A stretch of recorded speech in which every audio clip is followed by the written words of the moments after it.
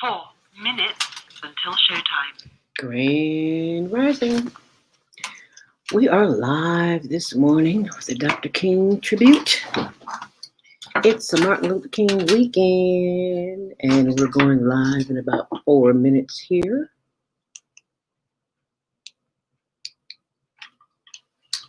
As we move forward. Okay, there we go.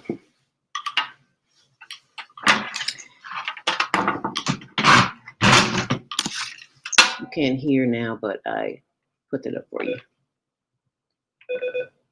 Oh, did I close it off? So you can hear it. Okay. Why can't I hear? Okay.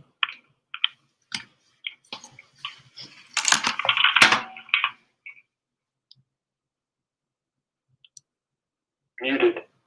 3 minutes until showtime. 3 minutes till showtime. Showtime at the Apollo tonight. Okay.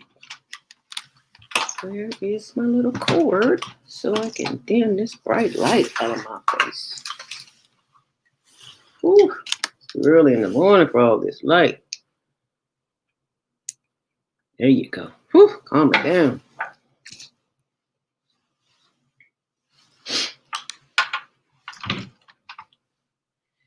And I need my water.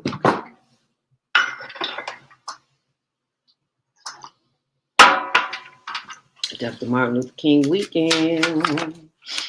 It's a legacy weekend. And 2 minutes until showtime. 2 minutes. So what do you have planned for today?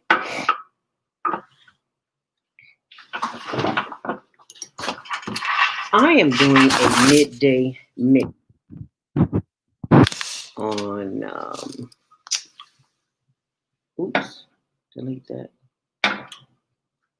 On Clubhouse. It's a new app, 6:58. So I may as well get started now because we've only got 1 minute left.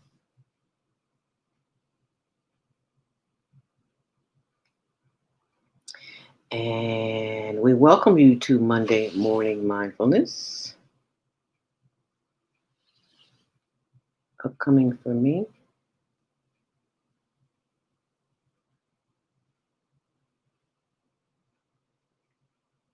One minute until showtime. 1 minute until showtime.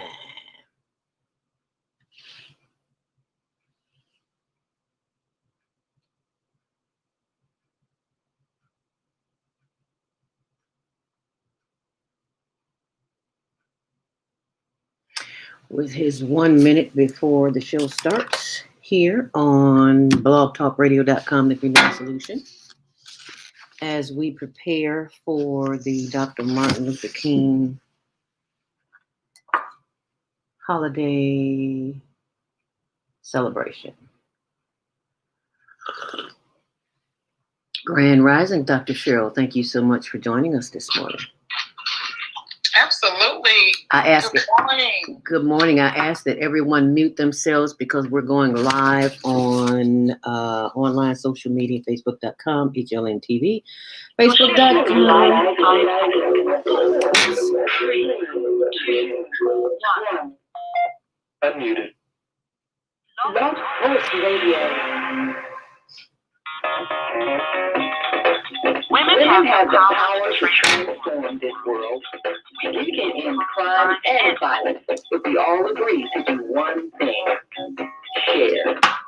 Let's share our wisdom, share our time, share our talent, share our finances, but most of all, let's share our love. This is the Female Solution. Join me, Naima Latif, every morning at 7 a.m. to 9 a.m. Central Standard Time, and we bring you stimulating discussions about the issues affecting our lives. If you're listening online at www.blogtalkradio.com/the-female-solution, press the blue button that says follow and get our daily topics every morning directly to your email and your smartphone. Hi, I'm Naima Latif, Executive Producer of the Female Solution Radio Show. We invite you to call in 515-605-9325 and participate in this daily think tank as we examine the challenges we face and develop solutions that restore peace and harmony. We are global transformers, changing the world from the way it is to the way it should be.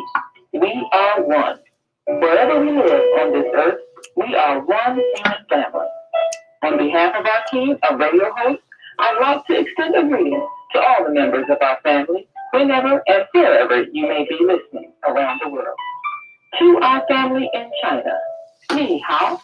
In India, Namaste. In Japan, Konnichiwa. In Korea, Annyeonghaseyo. In Russia, Здравствуйте. In Germany, Guten Tag. In Poland, Dzień dobry. In France, Bonjour. In Spain, Hola. In Italy, Ciao. In Egypt, Aspen Masapen. In Ghana, Akwaba. In Nigeria, Peleo. In South Africa, Sawubona. In Senegal, Nangaba. In Kenya, Jambo. In Israel, Shalom. In Pakistan, Afghanistan, and Saudi Arabia, Assalamu alaikum. Greetings, and may peace be upon you all.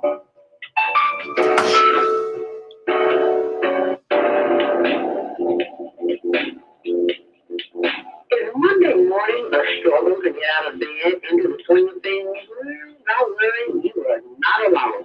Join us for thought-provoking, stimulating, and mindful conversations on higher learning with Zelda Speak for your Monday morning mindfulness session on Blog Talk Radio, the Female Solution. Mondays, 7:30 until 9 a.m. Be sure and send your ideas, thoughts, comments, and suggestions. Also, if you'd like to be a guest on the show, visit ZeldaSpeaks.com and send us your info. We'd love to have you. Experience mindfulness moments with the mindfulness/stress relief coach, Zelda Speaks. And thanks for sharing the mindfulness moments with us today. Stay on purpose, stay empowered, and stay tuned to the expression of mindfulness on higher learning with Zelda Speaks. Make it a mindful day. Thanks for listening.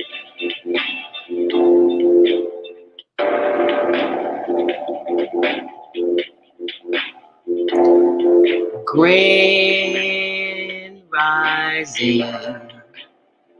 And thank you for joining us on the Female Solution, Higher Learning with Zelda Speaks. Welcome to Monday Morning Mindfulness. We're just here to start your week off with the Mindfulness Stress Relief Session.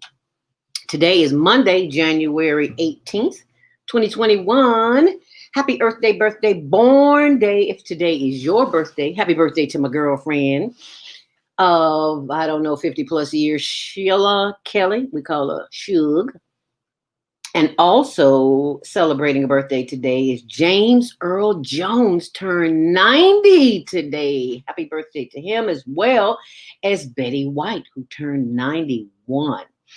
So happy Earth Day, birthday, born day. Today is your birthday. And today's show is dedicated to the sick and the shut-in in the memory of Dr. Martin Luther King, humanitarian, civil rights activist, and who made it all possible for us to be where we are here today.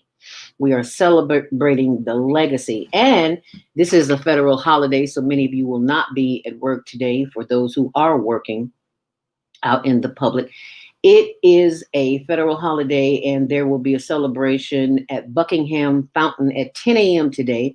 Actually, there's many activities, but at 10 a.m., there will be the unveiling of the Dr. King and Malcolm X statue at Buckingham Fountain. And the words read, demanding justice. So that's available for you for this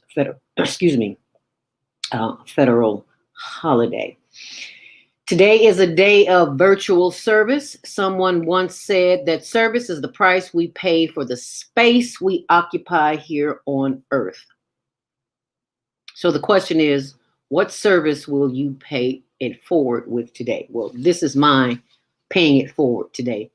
not only this show, but midday mix coming up at 1 p.m., in which I will be hosting on the app Clubhouse.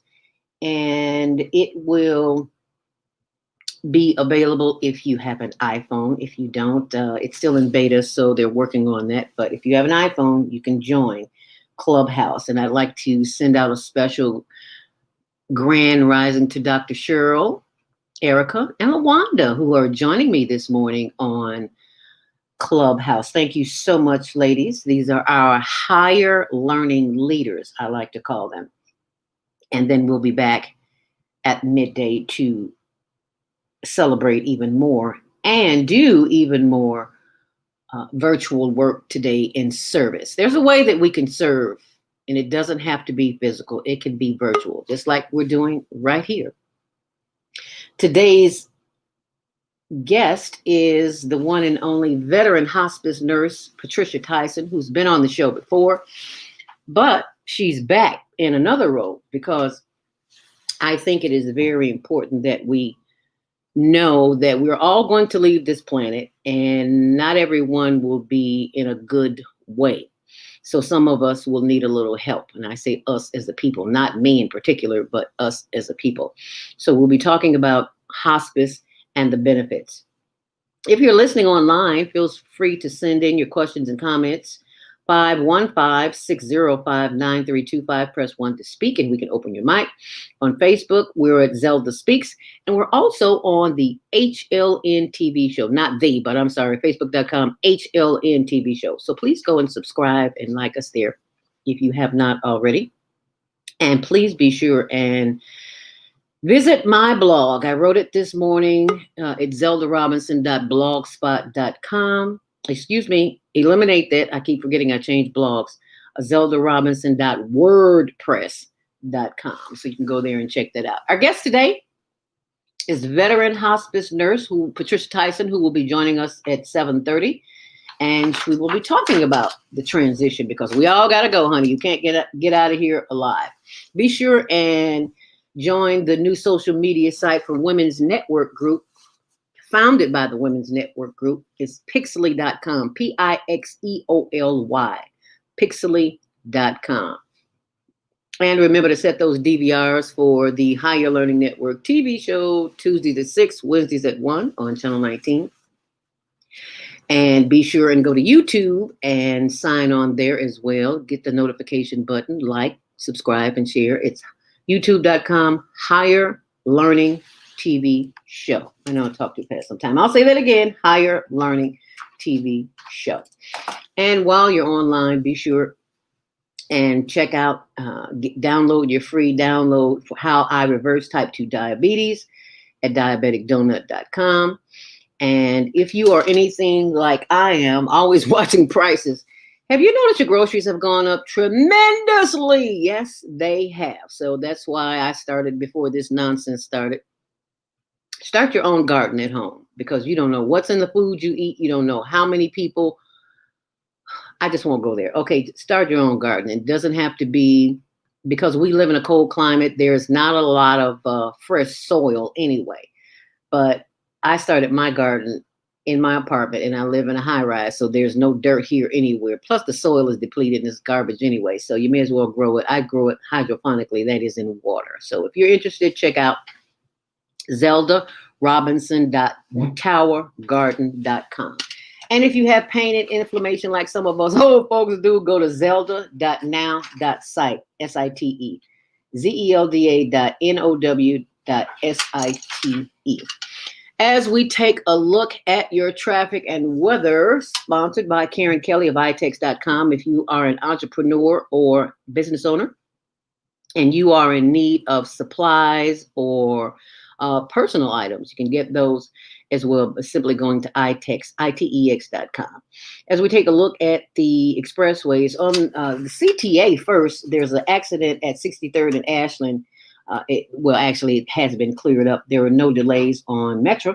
Inbound on the Kennedy, it is 18 minutes in and 16 minutes out. On the Edens, inbound 25 in, 21 out.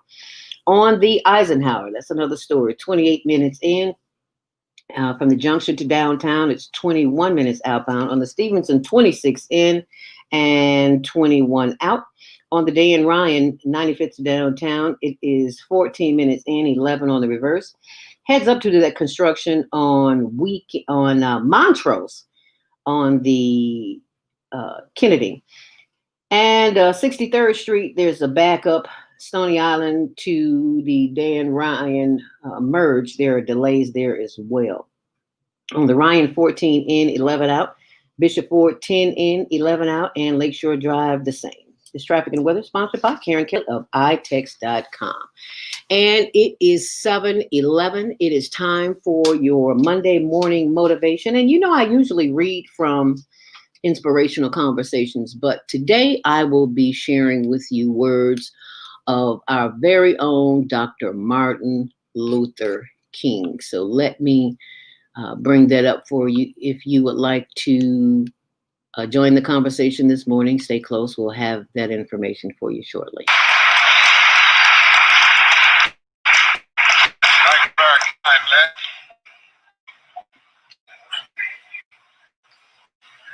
Principal Fornese,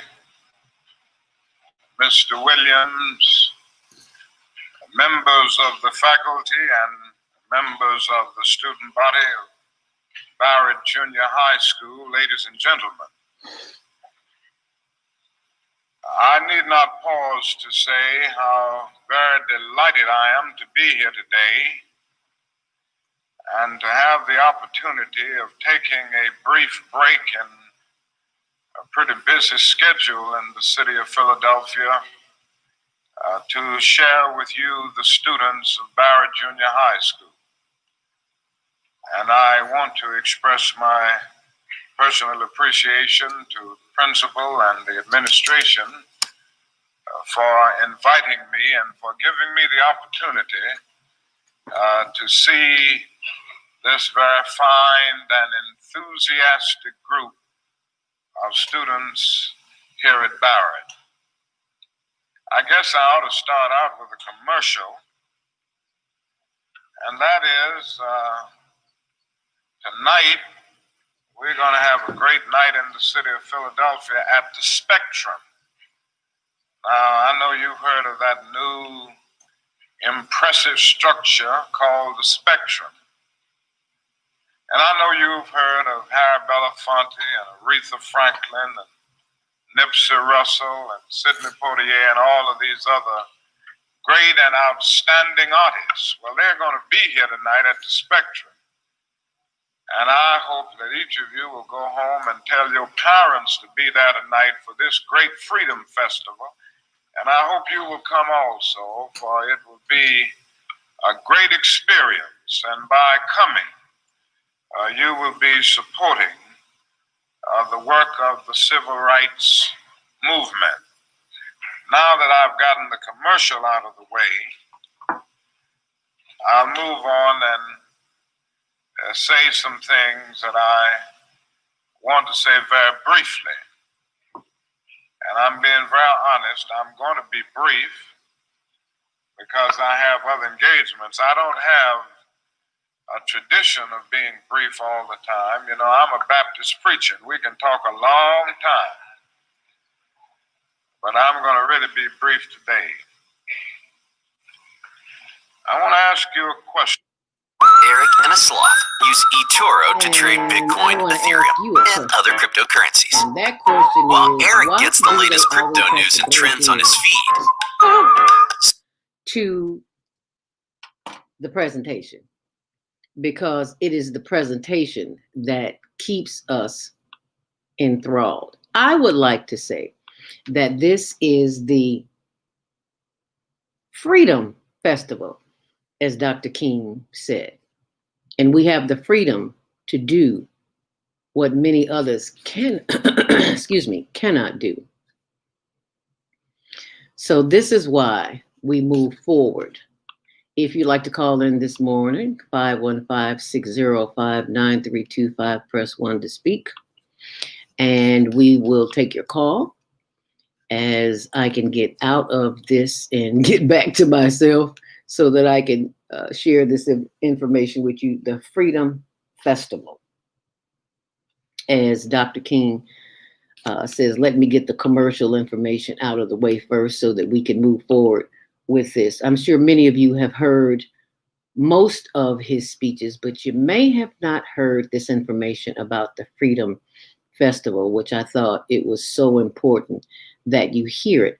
And that's why we're taking the time to show it this morning here on The Female Solution.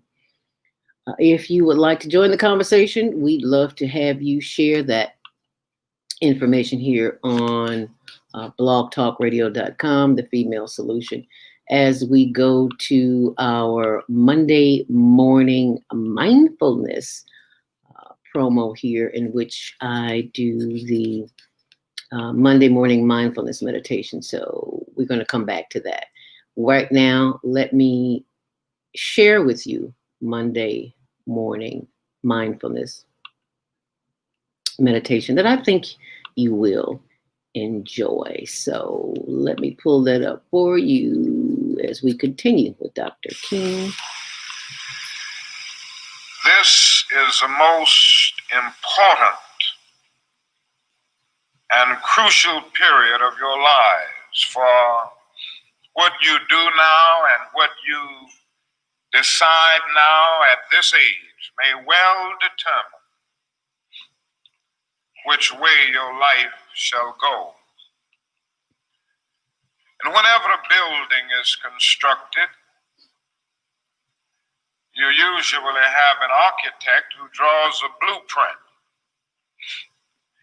And that blueprint serves as the pattern, as the guide, as the model for those who are to build the building. And a building is not well erected without a good, sound, and solid blueprint. Now, each of you is in the process of building the structure of your lives. And the question is whether you have a proper, a solid, and a sound blueprint. And that is the question.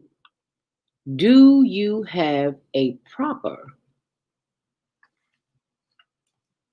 blueprint for yourself and for your family? You can develop that pattern, that guide, that model by tuning in. Not tuning into major media, but tuning into WYOU. So let us begin that process right now with Monday morning mindfulness. It is time that we take the time to do the things necessary in order for us to be all that we want to be. And we can't do that unless we go within. So at this point in time, we're going to do just that. We are going to go within and do what we need to do in order to be who we need to be. So let me share with you my Monday morning mindfulness stress relief. And text somebody and let them know that we're on and that the mindfulness stress relief session has just begun. It's time for our Monday morning mindfulness meditation. That is the time for us to do some deep breathing this morning, where we will connect with our higher power, our higher consciousness, whatever you choose to call it. Your breath is the force of life, and which connects you to your higher consciousness. And when you take the time to breathe, you will feel a difference in your body immediately. That's why we do this, so that when we are confronted with issues on a daily basis, we have within us the power to disconnect from all the noise out there and focus on what's going on in here. And I tell people all the time, turn off the TV, turn off the radio, even turn off your phone, okay? Turn it off so that you can connect with that creator, which is responsible for your being here, so that you can hear them. You can't hear the still small voice when you've got the TV and the radio and the phone on all the time. You got to get some quiet time. It's called me time.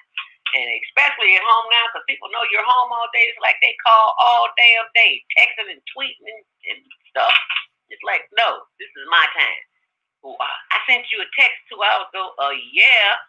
Did it ever occur to you that I might be working on the Higher Learning Network TV show? I could be editing. Editing takes up a lot of time. I do not have the staff of Oprah Winfrey on the Oprah Winfrey Network. I have 2 editors and myself, and we edit 24/7. That's what we do. It takes a lot to run a show. So don't get mad at me because you can't reach me. Send me a text. I'll get back to you when I can. Anyway, I'm through venting on that one. Anyway, as we close our eyes, because you should not be looking at me. You should be looking at the inside of your eyelids. We'll sit up straight in our chairs, feet flat on the floor. Move those wrists. Move those ankles. Move those shoulders. Get some little fluid going on up in here this morning. Did you stretch when you got out of bed this morning? I hope you stretch every morning before you get out of bed. Let those muscles know, like a cat. Stretch in the morning. Say, yes. The body is waiting on you, and the mind is waiting for you to slow it down. As we will breathe in, hold it, and breathe out. And that's all we're going to do. Just going to breathe. Nothing special. We're just going to breathe. Breathing changes the frequencies in your body. As one of the guests on the show, I think it's the energy guy named Dwayne, he told us about this on my YouTube channel too. Go and see the energy guy. 2 videos from him on Zelda Speaks YouTube channel. He talked about the reticular activity systems within the brain, telekinesis and telepathic communication. And that's what you're doing this morning. You're communicating with all the systems of the body, the brain and the cells and muscles and the ligaments. So we're going to give them the direction in which to go in this morning, because they're waiting on directions from us. So as we breathe in, hold it, and as you breathe out, take a long, deep blow out. Breathe in, hold it, let it out, long and slow. Feel that calming effect in your body already. The body is already responding. As we breathe in, hold it, and breathe out. You should not be looking at me. You should only be looking at the inside of your eyelids. As we breathe in, hold it, breathe out, pushing it all the way out. And as we breathe in, continue breathing on your own as I talk to you. Know that you are at the right place at the right time, doing the right thing, because someone somewhere cannot breathe on their own. And look at you, breathing all on your own. No respirator, no CPAP machine, no asthma medicine, no nothing. Just simply breathing. Just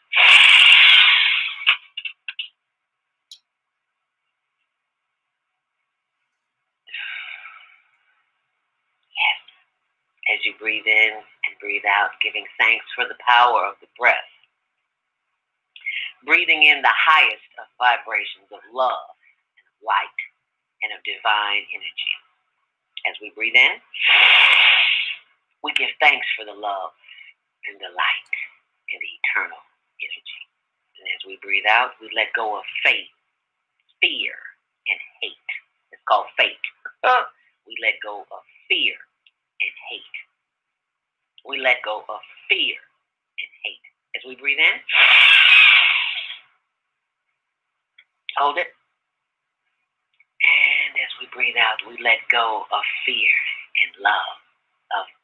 Let go of fear and hate. As we breathe in, breathing in love, light, and energy. As we breathe in, For forgiveness. We forgive all those who may have harmed us, and we release them as we breathe out. And then once more, breathing in, understanding, overstanding. Hold it. As we breathe out, we let go of doubt and indecisiveness. As we continue to breathe in, we can choose whatever words we like, but I like to choose the words I am. Two of the most powerful words on the planet. I am love. I am light. I am eternal energy.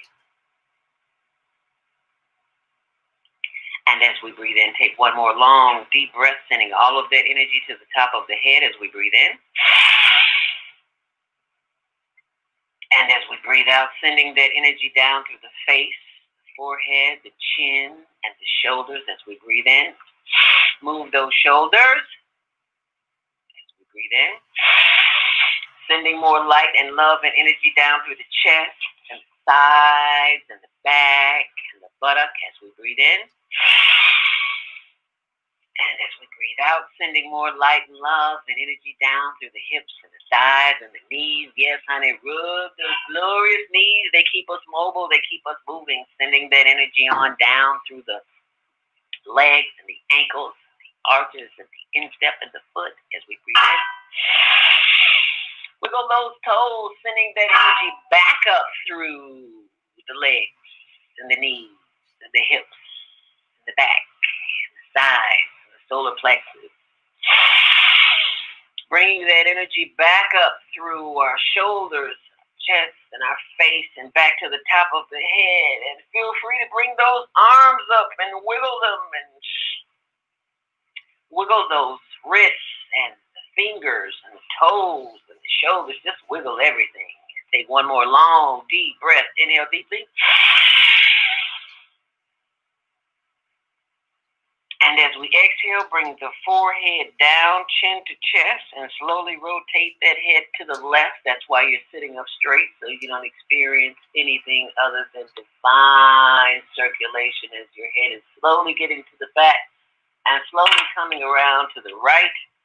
Slowly, slowly bringing the head back, center, head up. Inhale deeply. Hold it.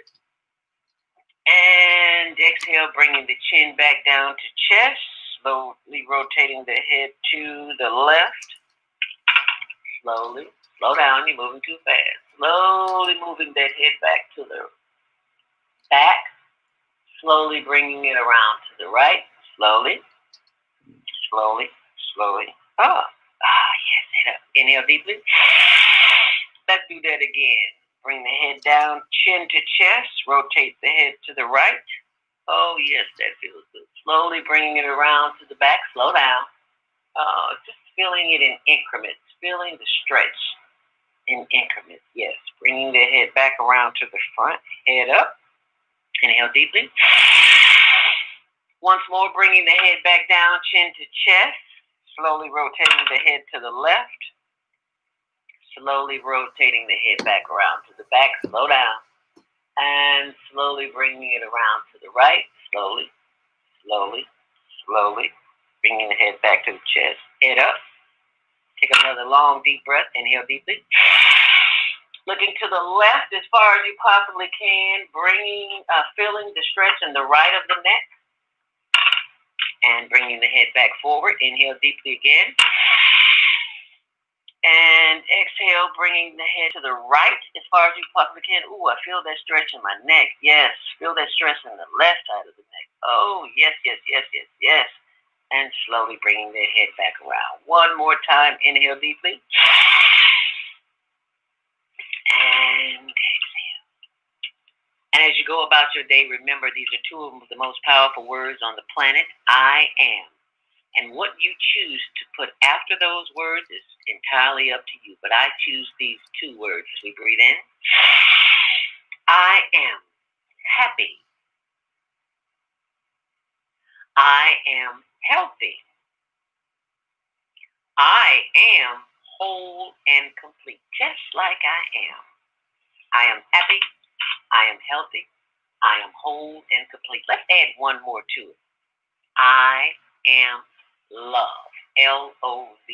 Because if there's nothing but love, there's nothing but love. And anything other than that is an appearance of a non-loving entity. And you simply breathe in, hold it, and breathe out. The shoulders feeling good? Wiggle those shoulders. Good. Wiggle those shoulders and reach your hand in the back of your neck. Massage the back of that neck. Pinch the neck if you like. Just massage it. Rub on that vagus nerve as you send love and light and energy. Because, ladies and gentlemen, whether you realize it or not, you have just activated the happiness gene in your body. And you know what that means? If you send it love and light and energy, you're going to be happy all day. That is, as long as you breathe in and you breathe out. And you leave all the other nonsense, the TV, the radio, the phone calls, you block it out for your time. If it's that 10 minutes or if it's an hour, it's your turn and it's your time, and you can have peace at any moment in your life when you decide to breathe in and breathe out. How you feel? Good. You've just activated the happiness gene, and you're going to be smiling all day. I love it. I can see the smile on your face. So thank you so much for sharing that experience with me this morning.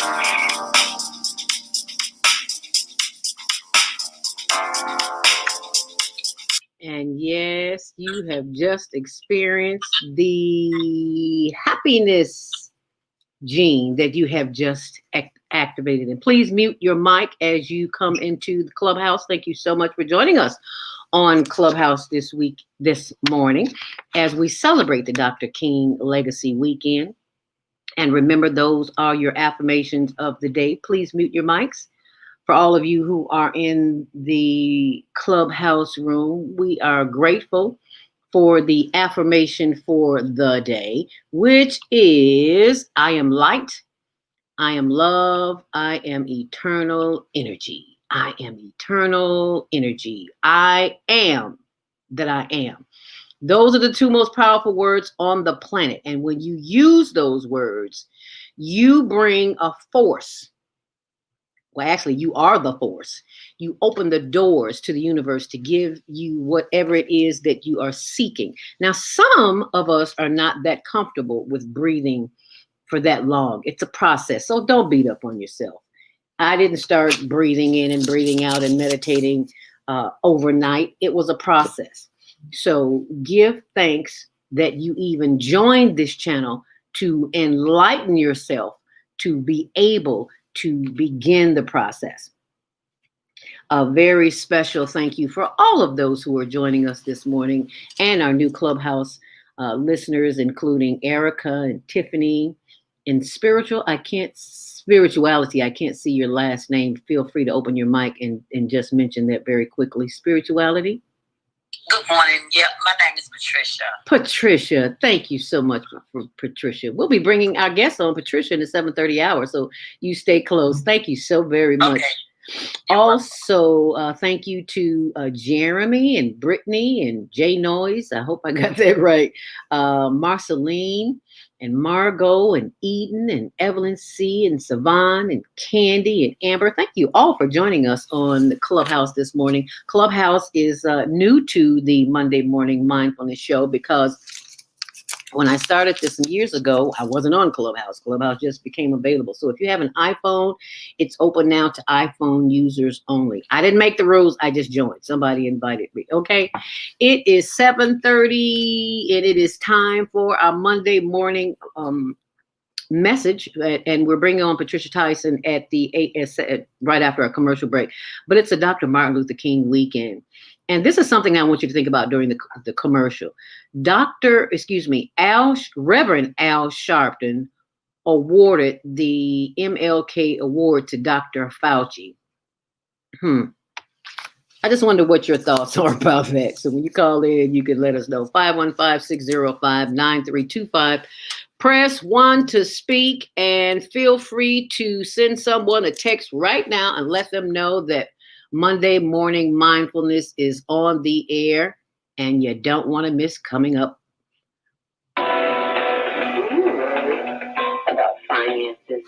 family, health, job, relationships?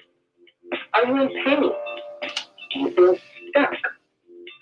If you answer yes to any of these questions, help is available. Don't worry, you're not alone. It's part of the human process.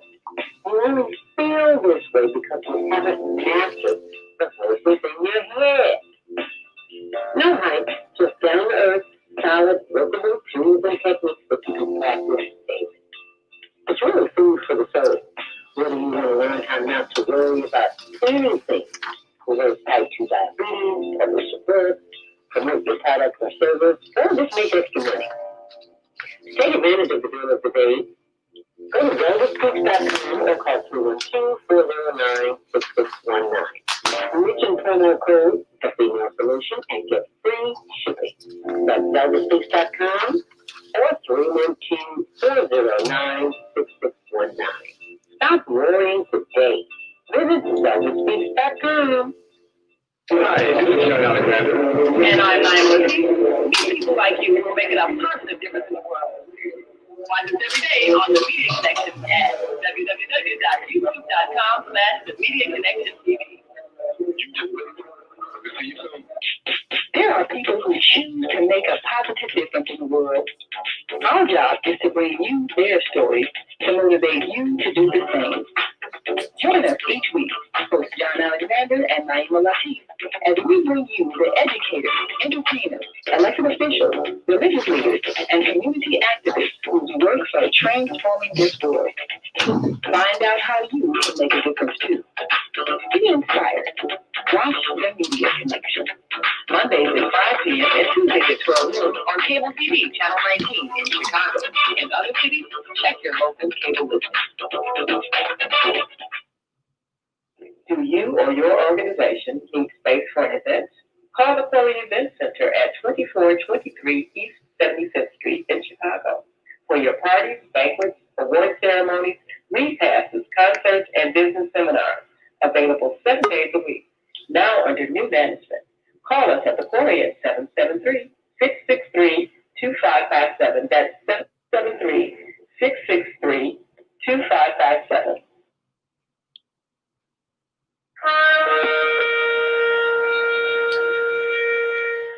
I'm Beata, your holistic life coach.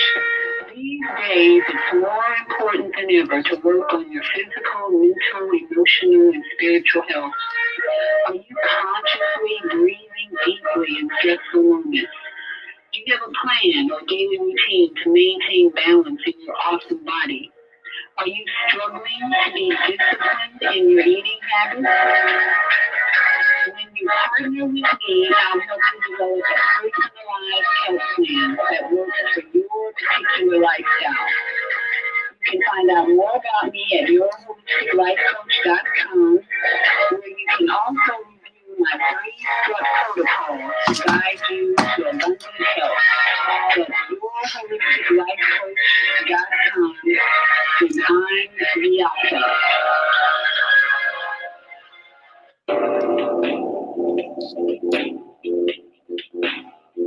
It is 7:39. Welcome to Monday Morning Mindfulness, Higher Learning with Zelda Speaks. On The Female Solution, be sure and join us tomorrow. Let's talk about it with my Ika on Wednesday.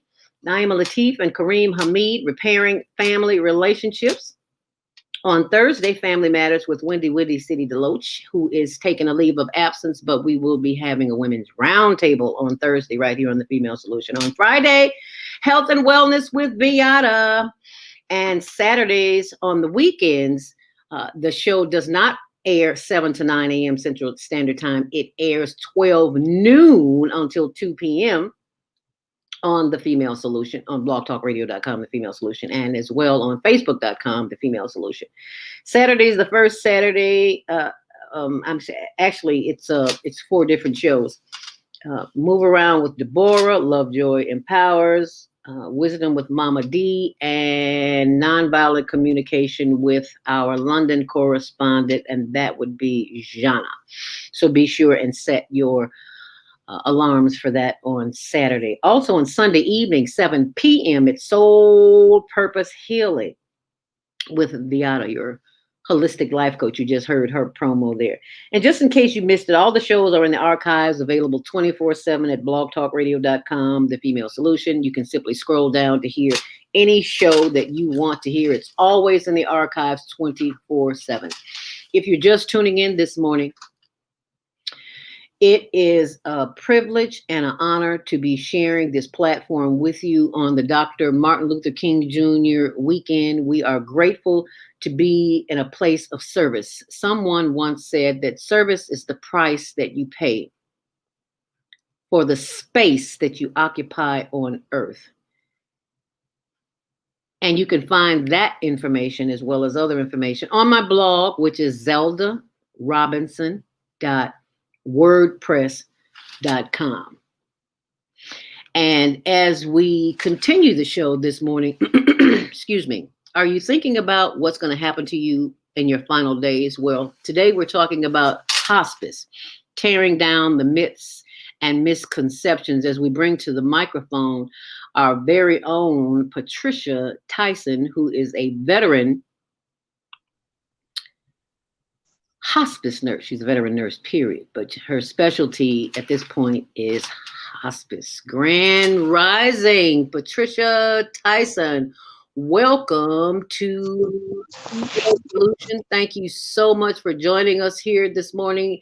If you would like to call in 515-605-9325, remember you must press 1 to speak. Otherwise, we don't know that you're there. I mean, we see you on the switchboard.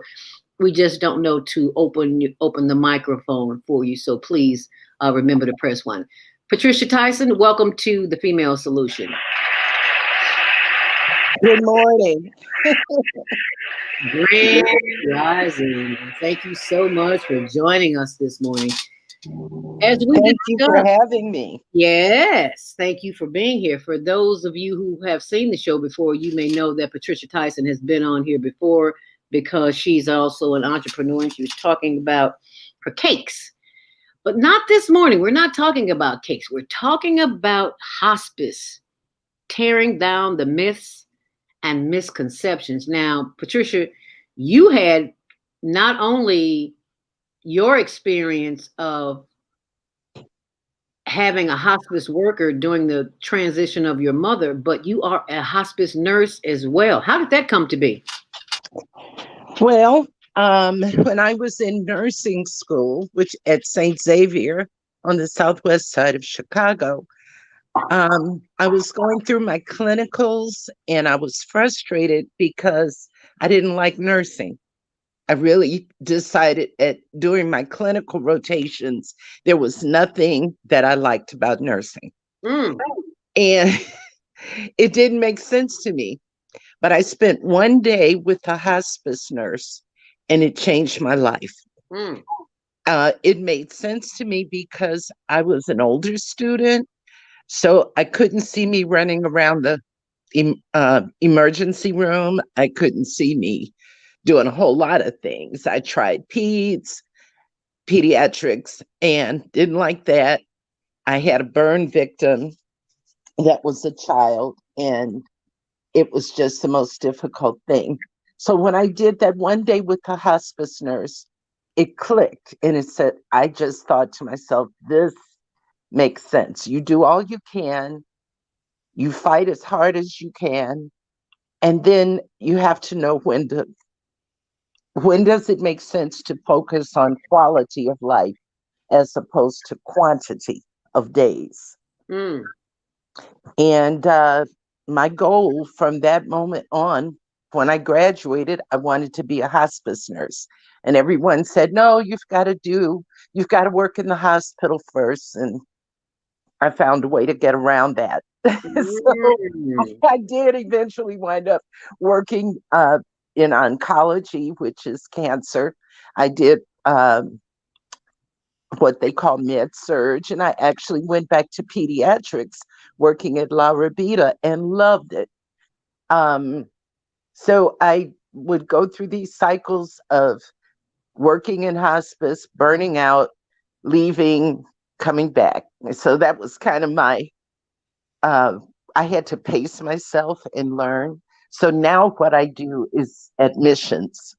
and I do the admissions process. And that gives me the opportunity to educate people about what hospice is and do a lot of teaching. And then I turn it over to the case managers and I move on.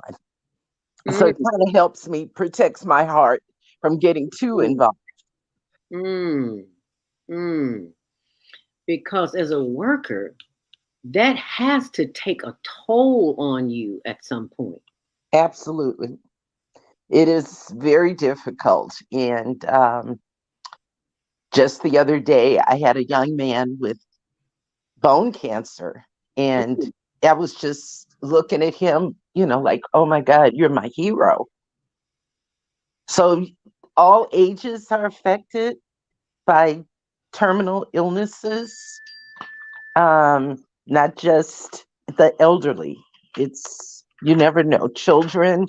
And I'm very passionate about children's hospice, which even hospice nurses don't want to do. But there's a need for it. And if we don't do it, if we just run and bury our heads in the sand as the professionals when in end-of-life care, then who's helping these children? We're not saying give up, but we're also focusing on pain and symptom management, which is what hospice is all about. Pain management. Exactly. How do you manage pain? Well, I'm thinking the only way I know to manage pain in a hospital setting is for them to give you drugs.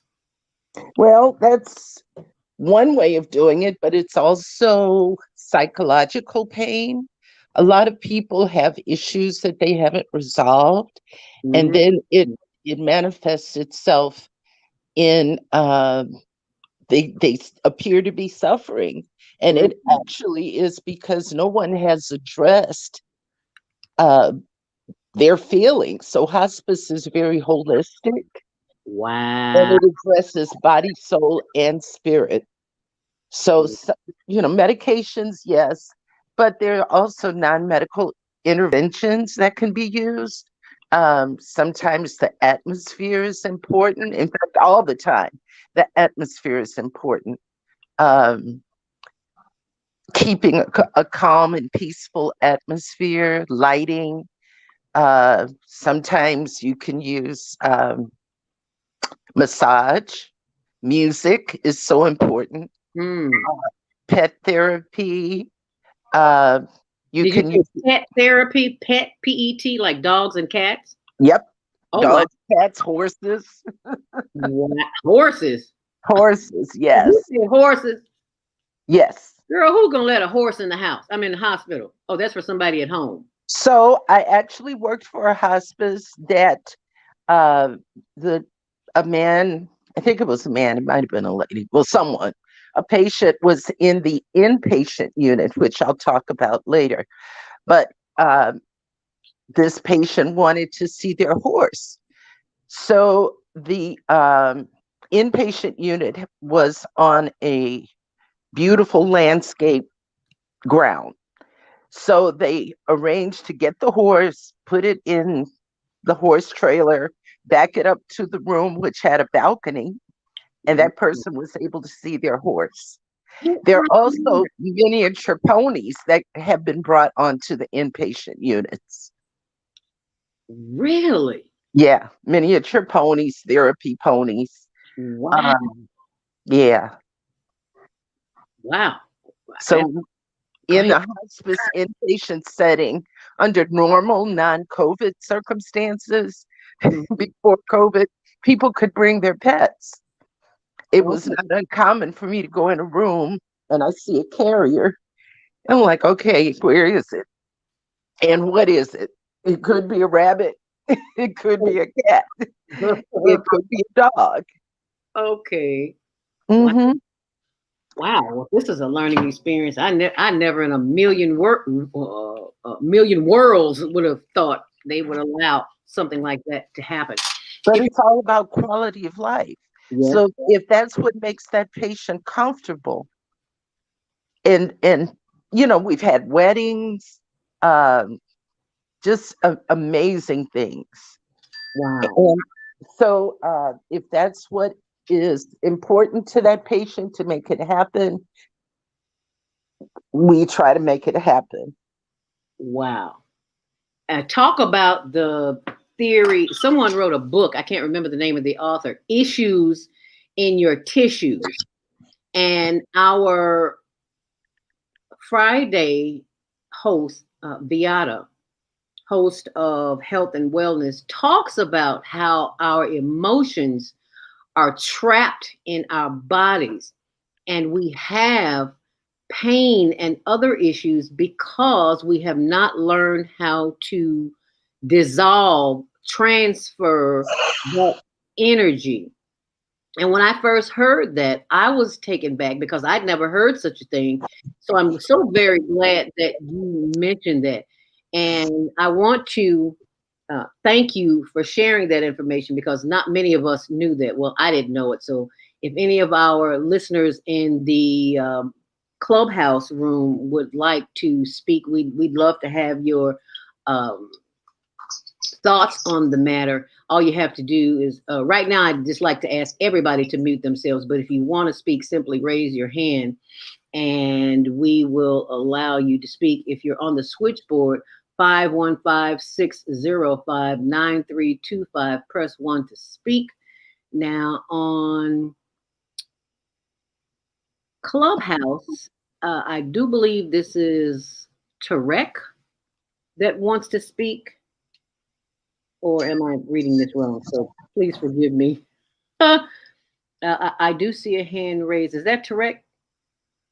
So Tarek, if that's you with your mic that you wanted to speak, please feel free to speak. Or Lawanda, I'm not sure. Anyway, go. I don't think I did, but go right ahead, Patricia. The issues that we carry around with us on a daily basis that are soaked in our subconscious and we've forgotten about it. Mm. And it shows up in the weirdest ways in our bodies. Yes. Stress. Yes. That's why we're having midday mixed stress at 1:00 today. This will be my first one in a series of talks on Clubhouse because it is the stress of the world that we are absorbing because we allow the entities that be to keep us focused on distractions. Everything that's going on in this world is a distraction, and many may not agree. Many may not agree. That's okay. We live in a world where we can disagree, but you have to get to the point where you just turn off everything. I mean, the TV, the radio, not this show, not right now anyway. TV, radio, especially your cell phone, because it's a distraction. It's all part of the plan to keep us in a state of anxiety, in a state of confusion, and stressed out. And we have a choice. We have a choice to turn it off, and to tune in to WYOU.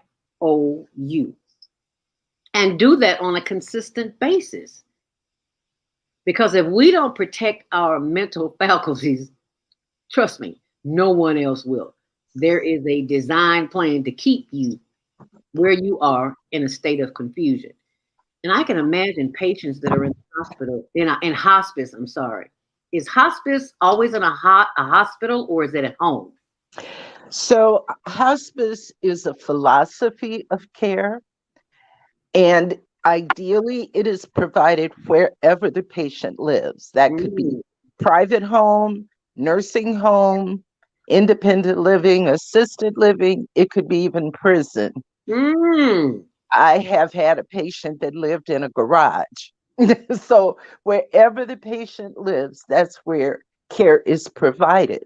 Wow. And the focus is not on cure, but on comfort. And a lot of people have the misconception that, hospice stops all medication. Hospice doesn't do anything. Well, from a nurse that's worked in a lot of areas, It's the hardest work that I've ever done. Wow. So recently I went to a patient's home. The patient had a need. I rolled up my sleeves. I don't normally wear scrubs and lab coats, but I got in there and cleaned that patient up, gave her a back rub. My back was hurting. I wish somebody could have rubbed my back. Oh, wow. But I gave her a back rub and she turned over and went to sleep with all the family there. Oh, wow. Yeah. So it's provided normally, as I said, in the home environment.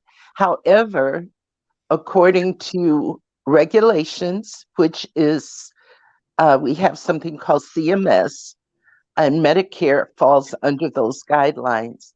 Medicare, Medicaid, private insurance, commercial insurance, all have the same guidelines. So every hospice is required to have a contract with an inpatient unit or a hospital.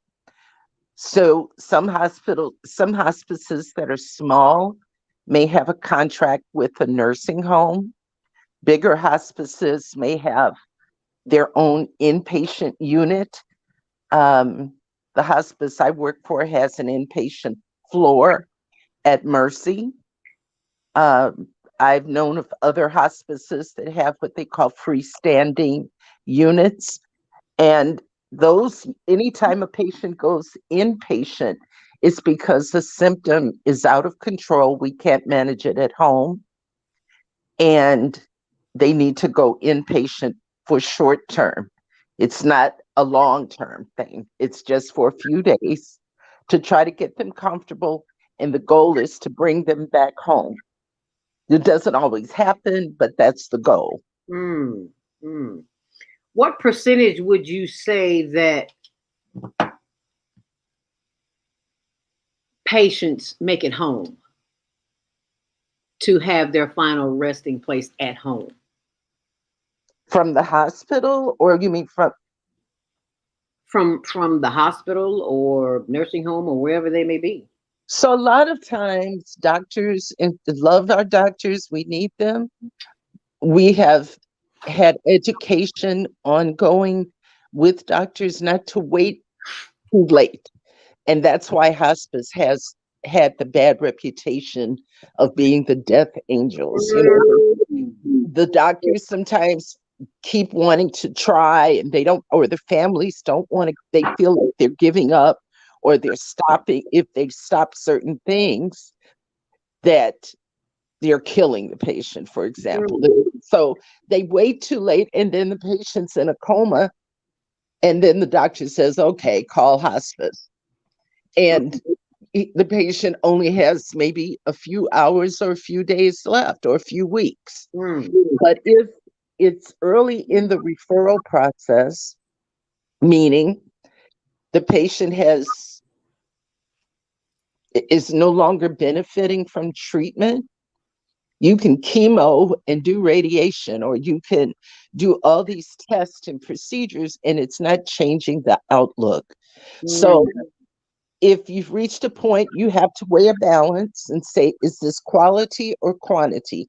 And when patients come onto hospice earlier than later, they outlive the doctor's prognosis. So the doctor has to say, for a patient to be on hospice, two doctors have to say that the disease has reached a point that it's terminal and that patient has 6 months or less, in their opinion.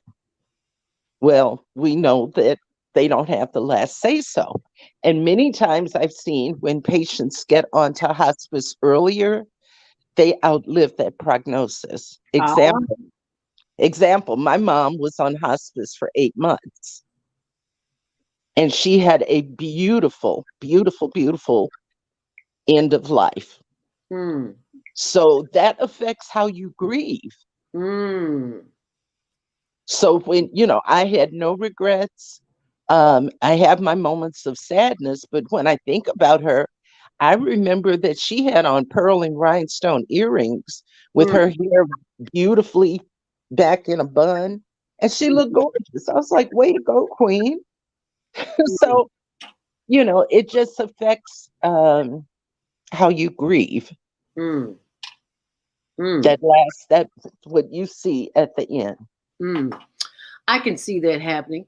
It's 8:00 if you just tuned in to Monday Morning Mindfulness, Higher Learning with Zelda Speaks and Patricia Tyson, our guest today. Hospice, tearing down the myths and misconceptions. When we come back from this next break, I want you to talk about why it's important for young people to be concerned, because many people think this is an old people thing, and why that's important. And I love the fact that you talked about not focusing on the cure, but on the comfort. I like that. So keep that in mind as we welcome some of our new members in the Clubhouse, which is a new app that is only for iPhone users. I didn't make the rules. Somebody shared it with me, so I'm sharing it with you. I'd like to welcome those who are listening this morning. Erica, Australia. I'm not sure if I pronounced that right. Please forgive me. Please mute your mics as you come in the room.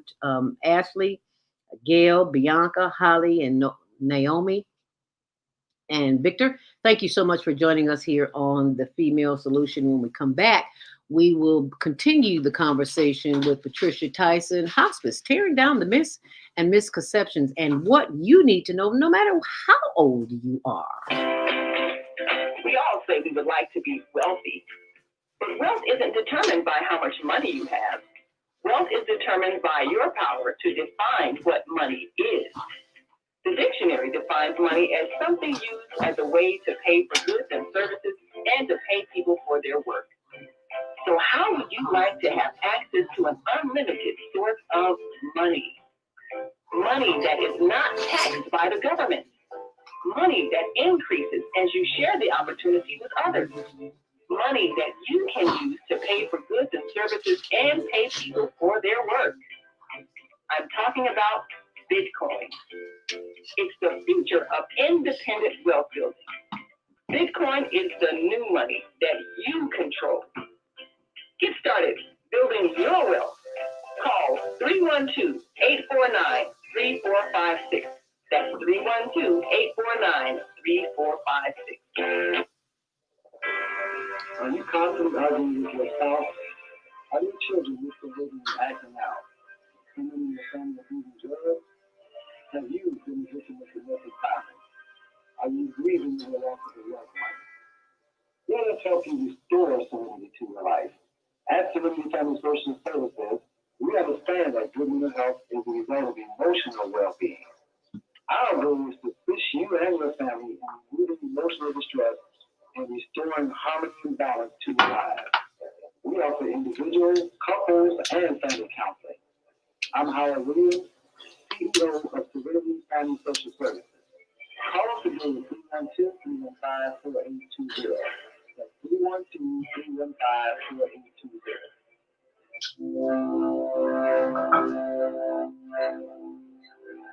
Do you want to live in a world without war? Join our global peace movement.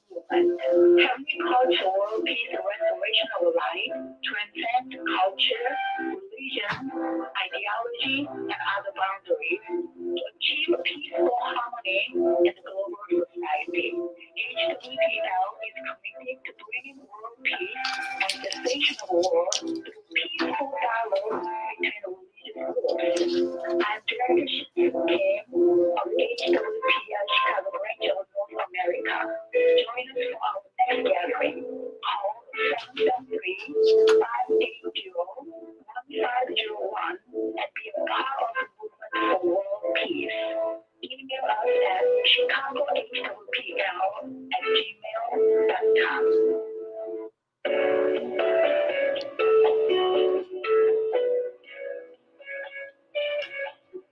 Minister Cynthia Marie Williams, spiritual counselor and advisor. I invite you to a private reading in the area of business, health, finances, relationships. My introductory cost of $20. Please call because there is a higher power that can help you. 312-802-4743. Peace and blessings to you all. Call me. 312-802-4743. 802-4743. Grand Rising. And thank you for joining us back here on The Female Solution on Monday Morning Mindfulness. We are joined today with veteran hospice nurse Patricia Tyson, entrepreneur, and owner of Mom's Pounds Cakes LLC. You got to talk about that too, girl, because we love some pound cake. Anyway, we're talking about hospice this morning, tearing down myths and misconceptions. Oh, and by the way, be sure and tune in tomorrow morning. Let's talk about it with Maika. Wednesday, Naima Latif and Kareem Hamid, repairing family relationships. Thursday, Family Matters with Wendy City Deloach, who is on hiatus. And we will have a women's roundtable on Thursdays. On Fridays, Health and Wellness with Viata. Saturdays, it's Move Around with Deborah. Jana, Nonviolent Communication, Wisdom with Mama D, and Love, Joy, Empowers. And those are all Saturday shows are from 12 noon until 2 p.m. Central Standard Time. But during the week, Monday through Friday, it is 7 till 9 a.m. Central Standard Time. And you can always go to the platform blogtalkradio.com, The Female Solution, and you'll get a chance to scroll down to see your favorite show or something that you missed. It's there and it's available 24/7. Be sure and set your DVRs for the Higher Learning Network TV show, which airs Tuesdays at 6, Wednesdays at 1. You see that logo when you get on YouTube, you know you're on the right one. It's a YouTube channel. You can always see it on Higher Learning TV Show. That's Higher Learning TV Show. Even though it airs Tuesdays and Wednesdays, you can see it 24/7 on our YouTube channel. And that YouTube channel was made to inspire what we do when we go to the studio. Now we're at home. We teach youth behind the scenes, radio, television, and print production. But due to what's going on in the world, we had to bring it online. So we have virtual experiences going on. And we had in December, we had the rounds 1 and 2 of the virtual global teen talent, where we had talent from all over the world. I mean, Australia, New Zealand, Cleveland, Dubai, Africa, Asia, all over the continent. And I'm wondering, okay, so where are the children from America? Then we finally got some from Brooklyn, Philadelphia, Miami. So I was happy to see that. I'm like, what happened to the local kids? Anyway, you can see that round 1 and round 2 on our YouTube channel as well. Higher Learning TV Show. And if you'd like to send in a donation for the children, we would love to have you do that. It supports the Teen Talent Contest show, which offers them not only prizes, but connection. So all of that information is on the Facebook page, facebook.com Zelda Speaks. I'm sorry. Yeah, it's on that page too, but facebook.com HLN TV show. And it's also on higherlearningnetwork.org, where there's lots of other resources there. So be sure and check it out. And get you a t-shirt to help support our youth. You can send it to my Cash App, and the proceeds benefit the youth media training for the higherlearningnetwork.org. Let's continue this conversation for the young people. Patricia, why is hospice important for young people? They don't think they're going to die anytime soon. So why is it important for them? Well, do you mean as far as knowing about it, or? Absolutely. They need to know. Yeah, absolutely. I mean, young or not. I would advise people to go visit a children's. Well, you can't visit, but it's hard to it's like COVID is just so crazy right now. Mm-hmm. But in normal times, you could volunteer at a children's hospital and see how many children are affected by terminal illnesses, by cancer. Usually you see a lot of cancer, leukemia, all kinds of cancers in children. And so there's definitely a need. Kids also have strokes. Yeah, absolutely. They can have strokes. So let's say you have someone with sickle cell disease, they're at risk for having strokes. Wow. Yeah, so it can happen. Um, Children that are involved in caring for their loved ones on hospice, I believe, will make more compassionate adults. So if you have a loved one that's on hospice, grandmother, aunt, mother, yes, any of that, get the kids involved. They can do little tasks.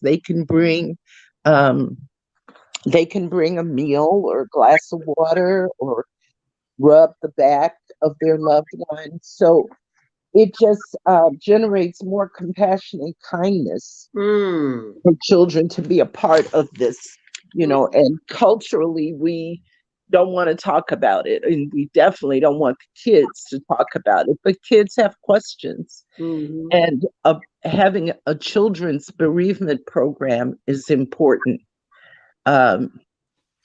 Having someone that can address the needs of kids. I worked for a hospice that had a camp, for a summer camp for children who had lost loved ones, to help them to be able to talk and deal with and cope with the loss of a loved one. I'm so glad you said that, Patricia, because that is not something that we usually talk about. We go to the memorial or the funeral, and afterwards we go to the family's house and we eat and we talk and we, talk about how good they were or whatever. And there's nothing after that. Yeah, bereavement is important. Yeah. Those services. What most people may not be aware of. So let's say you're in a hospital environment and someone passes.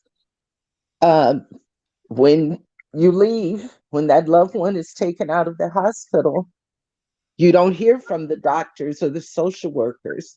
Hospice is required to have a bereavement program for 13 months. What? Yes, 13-month bereavement program. So it's a year and 1 month. And some do it more spectacularly than others. Newsletters go out. Sometimes they have the company that I work for, which is, and I'll say the name, which is Vitas Hospice or Vitas Healthcare. They have quarterly memorial services. Really? Yeah. And they make them very upbeat. They're not sad, but they're upbeat and up tempo, and people are invited to participate. Wow. Before COVID, we would have food and, really be wonderful. So, and then there's counseling that is available. I used to be a triage nurse for another hospice. Triage meaning I was the voice on the phone, and people would call when around the holidays just to talk, and because they remembered their loved ones and they just wanted to talk to someone. So I would be that voice of empathy to talk with them, and then refer them to the bereavement department. So we have a wonderful bereavement department where I work now. And speaking of bereavement, we have a tendency not to sometimes talk about things that bother us. We just keep it bottled up, and that goes back to the issue of issues in our tissues. And because we are so disconnected from the source, because we listen to everything outside of ourselves instead of what's going on inside. I heard a conversation. Someone sent me something in reference to COVID and what's going on. And I just want to play that. I just thought about that before we go off the air. So I want everyone to listen to this. It's a nurse talking about a COVID update. And I want to know what your thoughts about it are, because it's on everybody's mind. So we may as well talk about it. So just listen to this. I work for a large hospital system in Broward County, Florida, on the anesthesia team. Last night, the house nurse manager came to my department and told us that we must prepare for a COVID crisis that's going to start next week. And the hospital will be taking part of our recovery unit, anesthesia recovery unit, to house COVID patients. And that we could not allow surgical patients' families to come visit them, which we do pre and post surgery, pre and post anesthesia. And I looked at her and I said, how do you know you're going to need our rooms, our beds? And how do you know there's going to be a crisis next week? She took out her glasses, she looked at me, and she said, you know what's going on by now. And I said, yeah, I do. And everyone else just went, oh, here we go again, and shrugged their shoulders. Does anyone else find this really strange besides me? It's about time that this whole corrupted, stinking system is brought down. Seriously. I'm really hating my job right now. I can't stand this question anymore. Please share.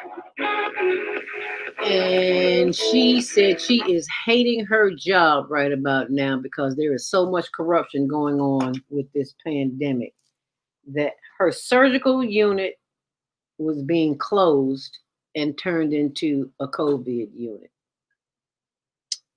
So much corruption. What are your thoughts on that as a nurse, as a hospice nurse, Patricia?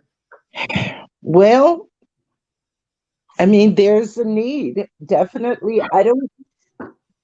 By me not working in a hospital like that, I really don't see as much in that area. I do see a lot of COVID positive patients because my job is to go into the hospitals and do the evaluation, talk with the families. I never know what I'm walking into. Sometimes I go into a home and then they say, oh yeah, we had a coronavirus last week. What? Oh my goodness. So, I have to gown up, glove up. But it's real. I see the end result of it. A lot of patients are on the ventilators and they can't survive. So they wind up being referred to hospice. So it is real. I just feel for my colleagues in the hospital that have to deal with that. I can't imagine what they're going through. The ICU nurses, the emergency room nurses, they see it all. And how do you, when you leave, you take all of that energy from the patients that you have come in contact with. When you get home at the end of the day, on your ride home, how do you handle the stress of the energy that you have experienced? And it's all energy that is just all over the place because of illness in the body. How do you, as a medical professional, how do you channel that energy? What do you do to keep your sanity, to keep you healthy? Prayer is that's what I thrive upon. I have to remember what God said. That's my higher power. To just remember his words. And I speak his words because his words are life. And my words are not life outside of that. So I rely a lot on scripture, on prayer. My music is a good connection. My cats. And soon I'll be incorporating exercise. That's something I really have to work on. Mm-hmm. Well, let me share this with you. When we talk about exercise, people know me as the exercise queen. I am not the You are. No, I'm not.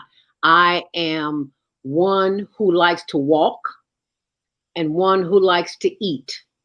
And if I do one without the other, I won't be able to do either. So what I've learned in days when I just don't feel like getting to the gym, girl, we turn on some music, put on some 70s music, get a hula hoop and do your thing. And, Wow. and when you get tired, lay down in the floor and stretch. Because I'm learning that stretching the muscles is just, if not more important than the actual aerobic. At our age, Mm-hmm. I'm on my way to 70 now, so I want to be here for a while. So, honey, I can't be jumping them down on these knees. And these hips won't allow it. But that's one of the things that I've discovered is just, baby, lay down on the floor and stretch. If you do nothing else, there's plenty of YouTube videos. There's plenty of shows on TV where that you do not have to even leave the house to the comfort of your home in order to keep your body intact. So it's not that I'm the workout queen. I like eating and I love to walk. And if I don't get on there and do my knees and do my walking and get on the bicycle, I had an incident in which I will have my chiropractor come on, because I don't run to the doctor anymore when I have issues. I go to my chiropractor, Dr. Jason Lee Smith of Wicker Park Chiropractic Services in 606 Health. Let me find his information. Oh, and put it up here on the screen. I discovered just this past Friday, I think it was Friday, I went to the doctor. I got up, I was watching TV and I got up out the chair and I screamed. And my husband, Tony, looked at me like, what's wrong with you? And he didn't see me moving. So he's like, what the hell wrong with you, girl? I got a stabbing pain in my right hip. And it's like, as much as I stretch, why do I have a problem? Going to a chiropractor, because I know if I had went across the street to the doctor gave me some pills. That's what they do. I'm sorry. Unless they recommend physical therapy. So that's what my chiropractor recommended. And I'll be going to see my physical therapist today at 4:00. And what I discovered was that I have a T-band issue. You know what a T-band is? Am I saying that right? Tell me. It's the long, it's a band, it's like a muscle or a tendon or something like that. It's from your hip to your knee and maybe extend a little further. When I broke my ankle, I had issues with my leg afterwards. And some of those issues traveled to my hip. So that's why I say I like eating and I like walking. So I have to walk. And that T-band, there's a special exercise that I've been doing, not a special stretching movement that I have to do. It makes me look retarded, but I don't care. I do it anyway. And that's just something that I have to do in order to maintain my sanity and my health. And I'm sure there are others who have issues as well. Let's go to the phone lines. 215-601. You're live on the Female Solution Grand Rising. What's your name and where you're calling from? And what's your question as it relates to hospice, tearing down the myths and misconceptions with Patricia Tyson? What's your question? Hi, who's this? Hi there, my name is Nurse Lenore. Patricia and I are Facebook friends. Oh. Patricia. Hi. How are you doing this morning? Great to hear your voice. She says, great to hear your voice. Thank you. What was your name again, sweetie? Lenore. Spell it. Lenore. Lenore, just like it sounds. Like you sound a little muffled. That's why I asked you to spell it. Yeah, I'm straining to hear. Oh, okay. Okay, Lenore, thank you so much for calling this morning. What's your question or comment? Yes. My question to Nurse Patricia is that I've worked in pediatric home care now almost 30 years. Oh, my Lenore, it clicked. Okay, got it. My nurse friends. Yes. And I recently got my BSN. And I've been out of the hospital for well over 25 years now. And really interested into getting in the hospice right now. What's your advice on starting in the hospice for someone who has been in the hospice for a number of years? Do you advise that I get a little bit of hospital experience, or because I work in home care as a pediatric nurse that I would do okay going right in? I think with your experience, and you have wonderful experience, I think you would be wonderful in that arena. I mean, get with a hospice that has a great training program. You don't want to just be tossed out there, because it's a different thing, because the focus again is not curative, but it's comfort focus. So it's a change of mindset. But I think you would be wonderful. You have the compassion and the kindness, and it's not a job. It is truly a ministry. You can't just go in this, hospice nurses are probably not the highest paid in the field. We're down at the bottom. But something else has to be motivating you to do this. So the Most High will definitely guide you and direct your steps. Yeah, I kind of thought. As you know, my mom passed away back in 2013 from genetic cancer, and all during her illness, she battled for over a year. I was acting as her nurse. I was advocating for her and going over her meds and constantly consulting with doctors and staying at her bedside day and night. And during her last 2 hours alive on the side, I started to have a meltdown because I knew it was the end. And her hospice nurse came in and held my hand, and she said to me, she said, "You've been her nurse the whole time. Let me be her daughter." You just sit here and be her daughter. Absolutely. That meant the world to me. That I could spend the last couple of hours being her daughter, not yelling at doctors and doing her care. I'm trying not to get emotional, but I could just sit there and hold her hand while she was transitioning. And it really opened my eyes about hospice, because I want to help someone else going through that as well during that transition. All care period. We're not kind of the unsung heroes, like Patricia said. We are not the highest paid, but we do a lot of work with the families as well as the patients.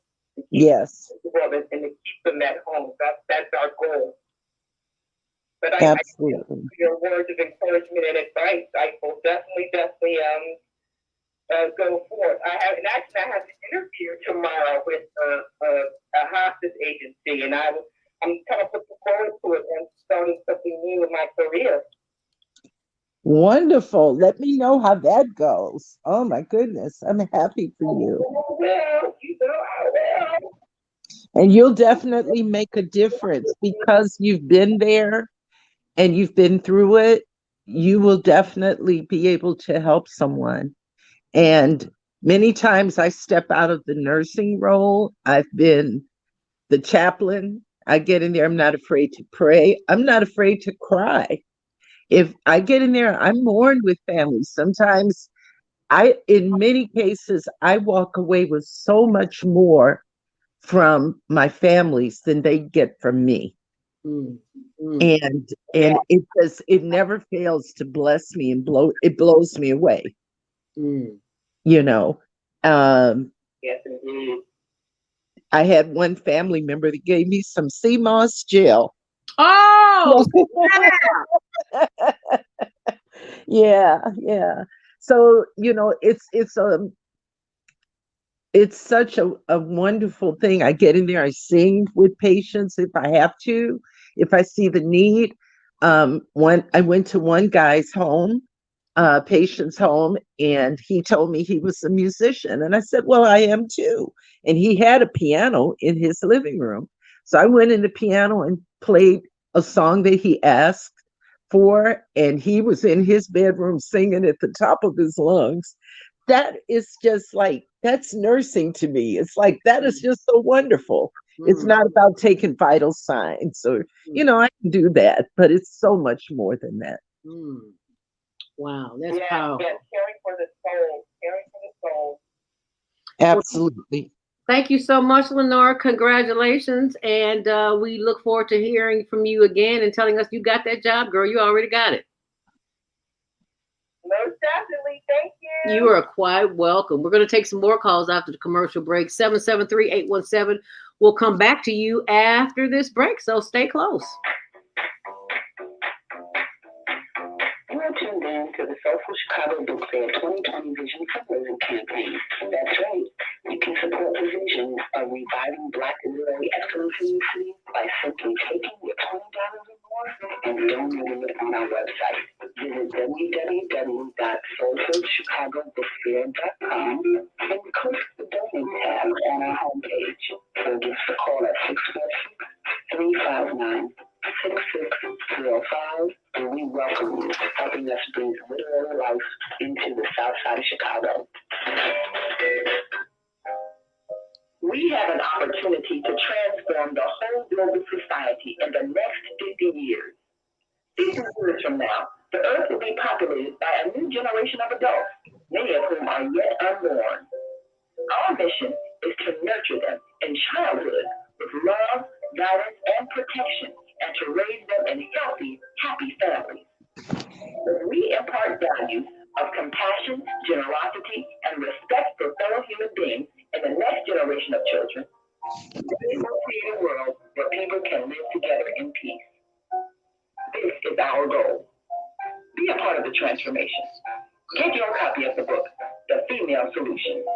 Go to www.naimalatif.com. That's www.naimalatif.com.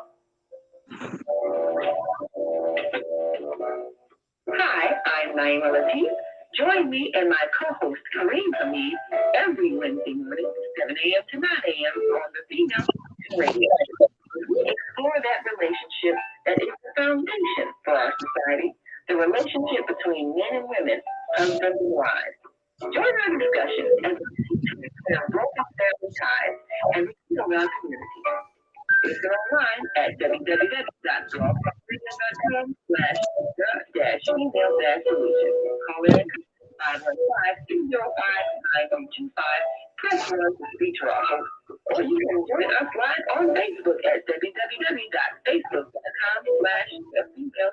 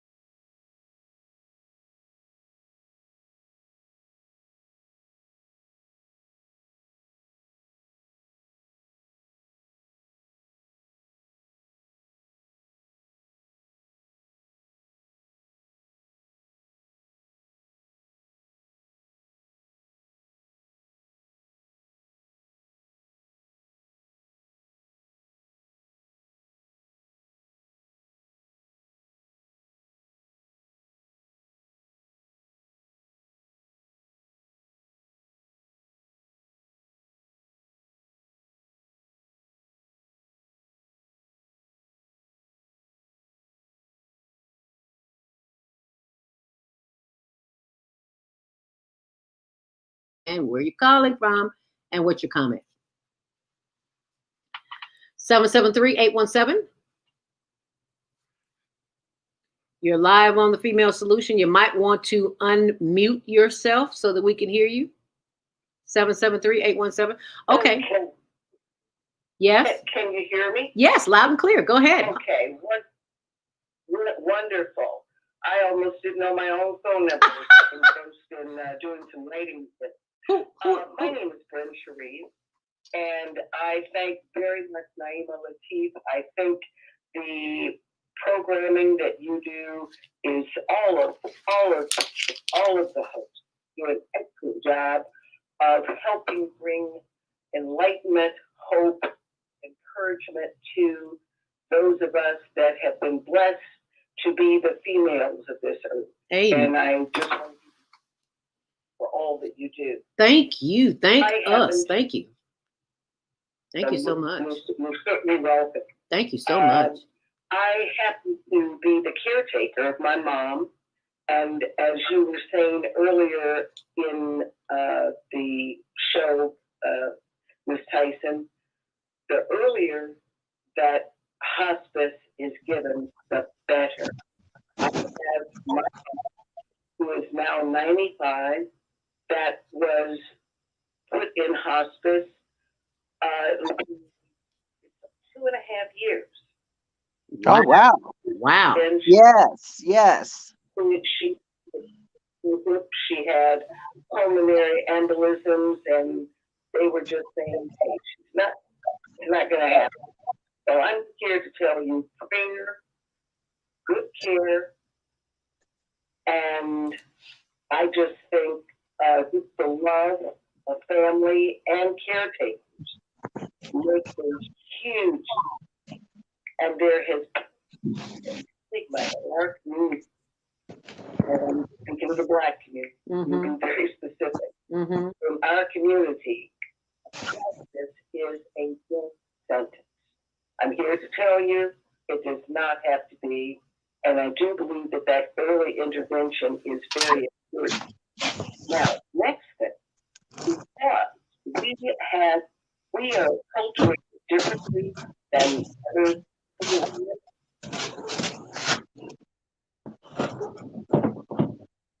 I'm sorry, I missed that. Hello? Okay. Can you hear me? Can you repeat that? Yes. She said she missed that. Mute your mic, Pat.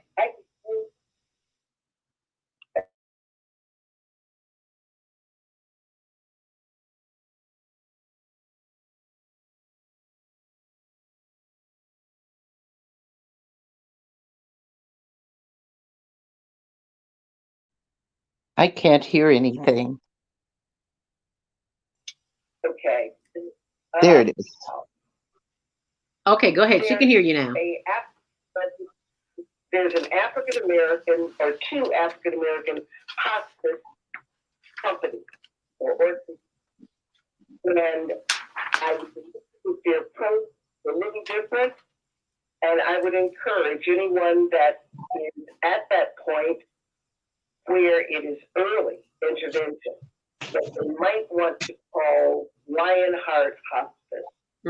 I originally started with Vita, and now I've moved my mom to Lionheart.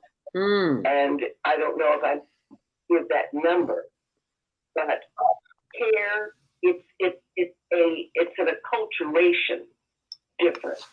If anyone can understand what I'm saying, Absolutely. the chaplain, the volunteers, they are all African American acculturated, and don't necessarily get with the other hospice care unit, and so it does make a difference in comfort for the family, and most importantly, comfort for the one receiving the hospice service. Absolutely. I used to be on the board of directors of Horizon Hospice. Oh. Hospice, my mother is now in this. Horizon no longer exists. They merged. Journey Care, yeah. I'm back over 20 some odd years. And it is something that I have touted. I tell people, I say, prayer miracle. Healing is process. Mm. And so it's not a death sentence. It is just a way for a cause to pause and have enjoy the person that you love. That's what it is. And I've had 2.5 year pause with my mother. Yeah. So That is so wonderful. really doing good. Right now, I have an uncle, my mom's baby brother, that is in the University of Chicago. And today, I am, and this is hard now in this COVID situation, I am now charged with, they're getting ready to discharge him, and I am looking for a care facility because my mom is in home hospital. I am fortunate not take on people. It's just not within my physical capability. So I'm looking for a place today, and this is early intervention. He just received this information, but it's pretty if you understand what I'm saying. So we are now, that's my first step. What's going to happen. So if anyone is out there has a relative that the prognosis has been that this is near the end of their life, I would say as quickly as you can, get them into hospice so that you can enjoy them and they can enjoy to improve their quality. Good point. Very good point. Wow. Thank you so much for calling and sharing that information here on the Female Solution. And we salute you because I do it. Pat, you sound shocked too. Didn't know anybody would last 2.5 years in No, I've seen more. Really? Oh yeah, I've seen more. Usually, so there's a certification that is done every 90 days times 2. So the 90 days, and then every 60 days they send a certification to Medicare showing that this patient still meets criteria. That certification every 60 days can go as long as the patient is showing some sign of decline. There's, as long as they're doing something for the patient medically and providing some kind of care. So that patient can be on hospice for extended periods. If at some point some hospices may discharge for extended prognosis, meaning they got better. But there's something I just need to address really quickly, and that's nutrition, because that's a myth that people, there are a lot of misconceptions. Oh, hospice stops the feeding. There's a reason when that happens. So if you have a disease that, people, we're a culture, every culture loves food. And it's always just eat a little bit, one bite. So if you have a disease that is progressing, trust me, there's no such thing as starving a patient to death. That's not what we do. What do we gain from doing that? There's a medical reason, because either the kidneys aren't functioning and that patient is at risk for developing more swelling or fluid overload. It's a gentler, easier transition to allow the body to do what it does naturally. Patients will begin to refuse food. They will, just like a baby, they go from eating regular meals, it's in reverse now. They're going to chopped or softer textures. Then they go to pureed or liquids. And then eventually they just go to not eating at all. Food doesn't taste the same. And I have to remind families, I say, if you've ever been sick, even with the flu or a bad cold, you're not laying there going, boy, I want a cheeseburger. You know, you're not, you've had surgery, you don't want to eat. So I always say that our Creator is smarter than we are, and He made our bodies in such a way that as that time nears, that we go through a dehydration process. It's terminal dehydration. And what we try to do is treat the symptoms. So is the mouth dry? So we swab the mouth and keep the tongue moist, keep the lips soft with Vaseline. Make sure the patient isn't constipated, because even though they're not eating, a lot of people think, oh, you're not going to poop because you're not eating. No, the body is always shedding cells. So there may be some poop high up in the colon. And so patients still should have some kind of bowel movement, every 3 days or so. Give them a suppository. But when people make the choice to put in a feeding tube, that's an individual choice. No condemnation or judgment on that. But there's still going to be a point where the feedings are no longer beneficial. So if the patient aspirates, meaning the fluid has gone into the lungs or the food, that's going to be a new set of problems.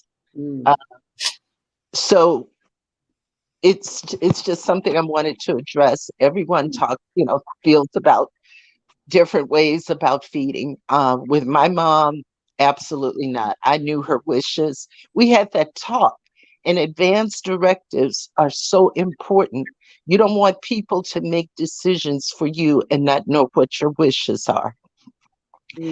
Start having that conversation with your loved ones about what you want, and put it in writing if possible. That's even. Yeah, you make an excellent point there, because it's just that we as a community, we have a tendency to think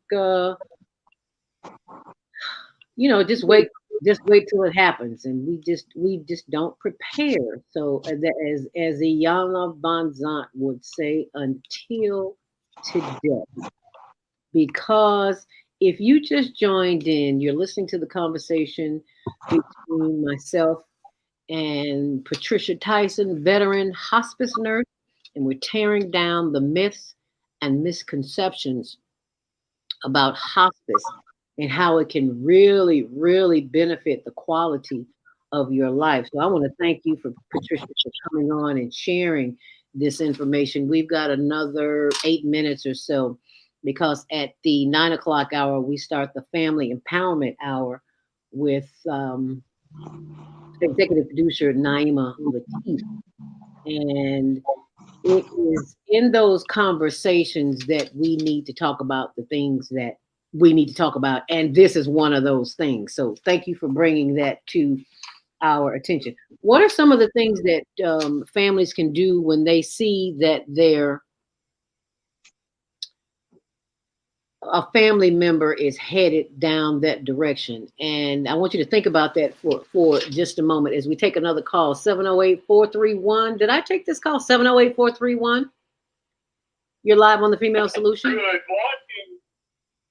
Good morning, Lady Z. This is Q calling from Maywood. How are you? That sounds like Dr. Quincy. Thank you so much for calling. Wonderful. Glad you could call in this morning. How are you? I am fabulous. In fact, getting ready to go for my COVID-19 vaccine. A couple of things very briefly. One, I want to thank your guest for some wonderful information on hospice. I think many people have the perception that once hospice shows up, the person is imminently about to.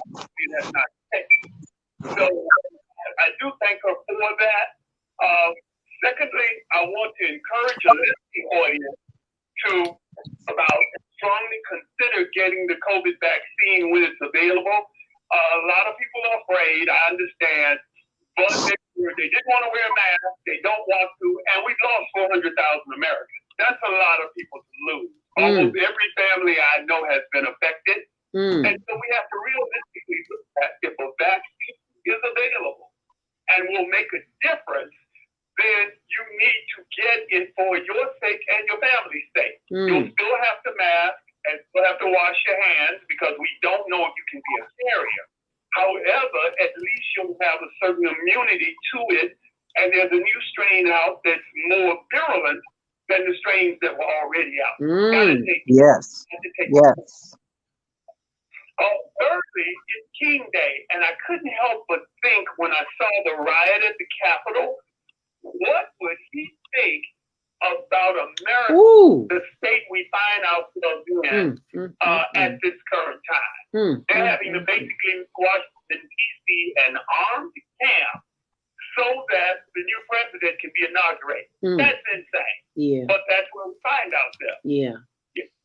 What would... Those are the things, again, special thanks to your guest, an extraordinary program. V, I love you, and I can't help but think that the information you share is an outgrowth of what Dr. King was doing in the first place, which was liberating people. You're liberating their minds as he liberated our bodies. We are grateful for that. I will be listening to the end of the show, and I look forward to hearing what you ladies have to contribute. Thank you so much, Dr. Q from Maywood, from the West Side. Thank you so much. We appreciate you. Go and fix some teeth today. Including mine. All right. Love you dearly, and I'll talk to you later. And ladies, I will be listening, and thank you for sharing. All righty. Thank you. Thank you for calling, Dr. Q. We greatly appreciate that. He is a doctor who is not only one who is not just a doctor, but a conscious community member. He has invited me out several times to speak to the Maywood Business Association.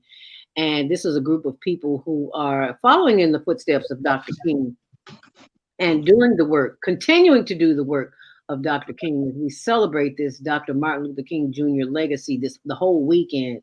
And his birthday was Friday, but we started on Friday. And today there's an unveiling of Dr. King and Malcolm X at 10 a.m. at the Buckingham Fountain. And it's a statue of Dr. King and Malcolm X. And you have got to see this because the statue, it reads demanding justice, and that's just awesome. So you got to see that at 10 a.m. I'm sure they'll broadcast it live. And Wednesday is the actual inauguration. Ooh.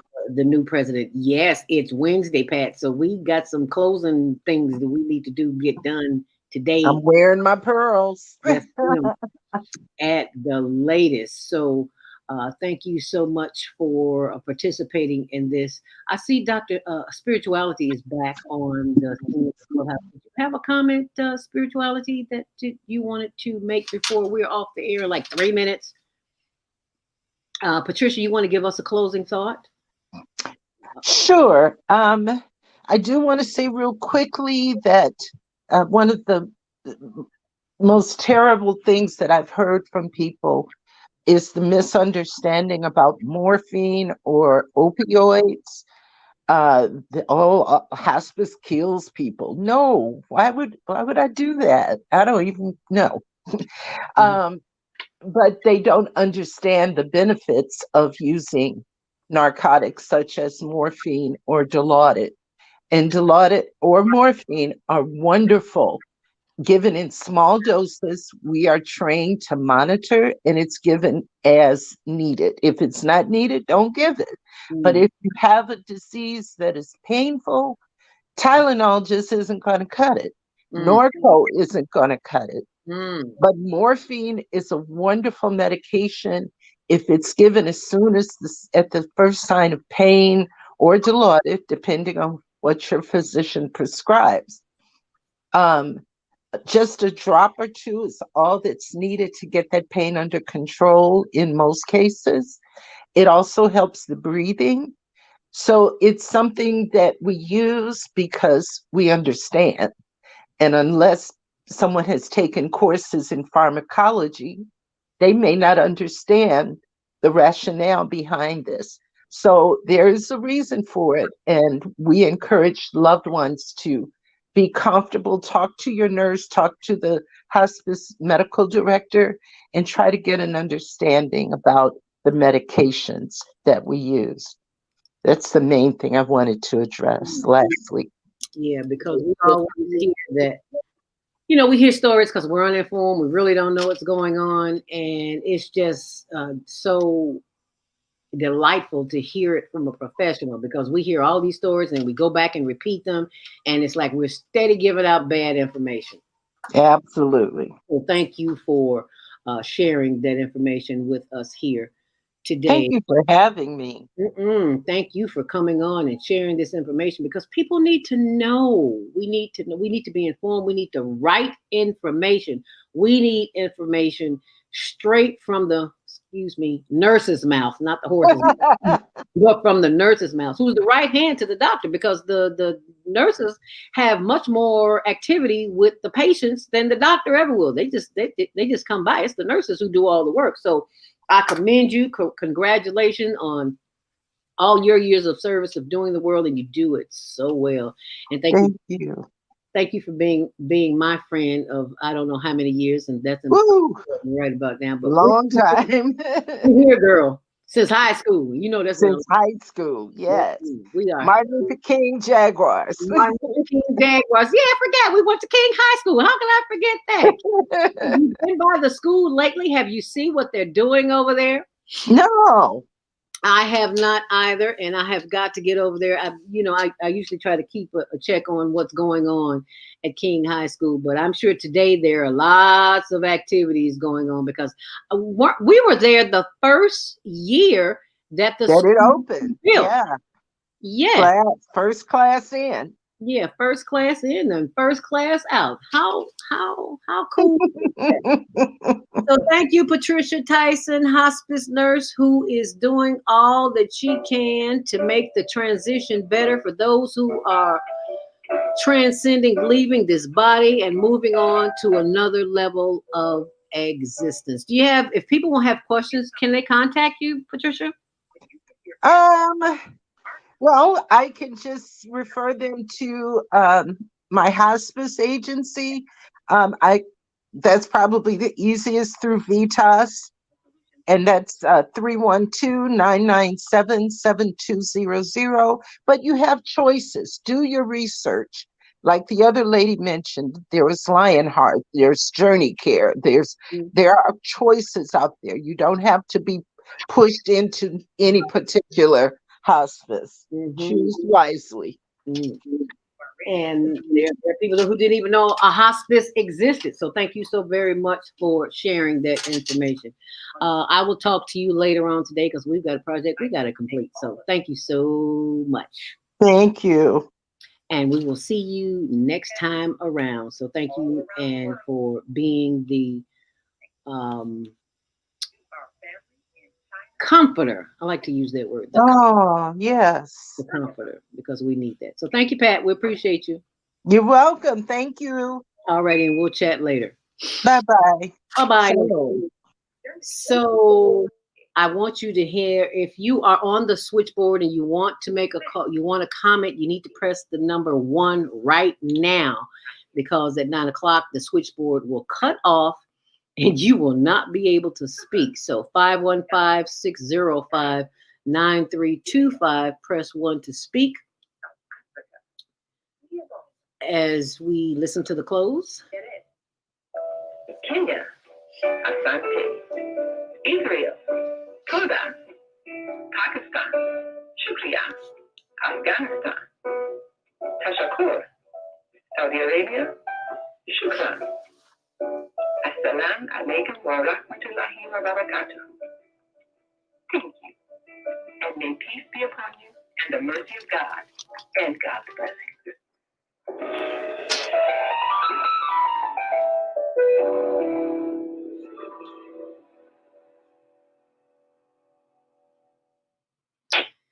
that, my friends, is Monday Morning Mindfulness right here on blogtalkradio.com, The Female Solution. Higher Learning with Zelda Speaks. Thank you so much for keeping me company today and for sharing this information. Be sure and go to our YouTube channel and click on Higher Learning TV Show. That's Higher Learning TV Show on YouTube. And be sure and join us back here tomorrow on The Female Solution.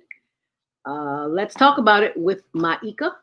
And on Wednesday, we'll have Naima Latif and Kareem Hamid, Repairing Family Relationships. On Thursday, Family Matters with Wendy City Deloach, Esquire, our attorney, who has taken a leave of absence. And we will be having a roundtable discussion on Thursdays now with my sisters of the microphone. And on Friday, it is Health and Wellness with Beata.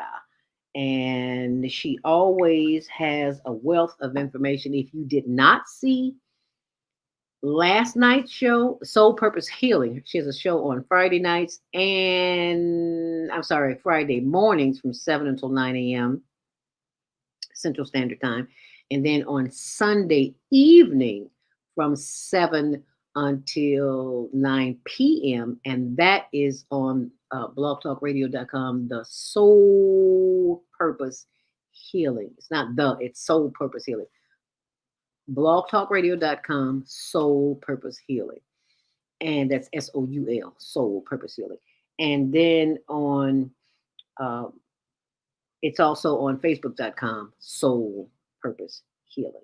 So you don't want to miss that. And remember, you can always go back to the archives to hear any of the shows if you did not hear your favorite show, or there was a subject that you wanted to hear and you could not hear it. So it's available in the archives 24/7. And you can contact me during the week at my website, zeldaspeaks.com, or you can contact me at higherlearningnetwork.org. Go to the website and just fill in the information, and you can email me as well. And the phone number to contact me is 312-409-6619. That's 312-409-6619. As we are joined by my sister of the microphone, and that would be the Executive Director, Naima Latif, as we discuss the Family Empowerment Hour. And Naima Latif is here with us as she will take it away. Thank you, Naima. We are joined by my sister of the microphone, and that would be the Executive Director, Naima Latif, as we discuss the Family Empowerment Hour. And Naima Latif is here with me. Yeah, there you go. I'm like, okay, why am I hearing it? Okay, Naima. Yeah, that had to cut it off on the Facebook there. Grand Rising. Grand Rising. Welcome. Yes. Well, I thought this today's show was definitely one that was quite empowering, because we all know that none of us are going to get out of this life alive. Amen. And we have to have a game plan, and we have to be able to cut off this up here. We also have to be able to indicate who we're going to trust with those plans. It's difficult if you don't have a spouse, if you don't have a children, if you don't have any siblings. You need to find somebody that is a friend that you trust, somebody that's going to carry out your wishes. I have an associate who, when her mother was about to transition, and she had, 3 other siblings, and they couldn't agree on what to do. Was it time to pull the plug? Was it time to not pull the plug? And she said her mother literally rotted to death, as she was, deteriorating. They couldn't decide because they had all this life support and everything. And she wasn't really here, but, she was artificially kept breathing. So because her and her siblings couldn't agree on whether or not to remove her from life support and just let her naturally transition. She just, was forced to just kind of hang on and slowly rot to death, which is a horrifying thing to happen. What should have happened, of course, they should have decided at a certain point, well, her mother should have decided before she lost consciousness, if at any point I'm physically not here other than life support, just, let me go.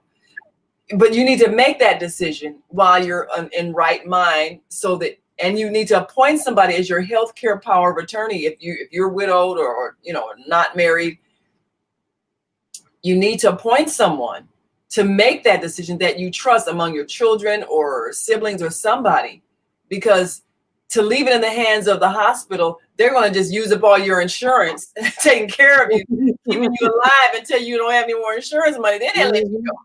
But we know it's always about the money of these institutions.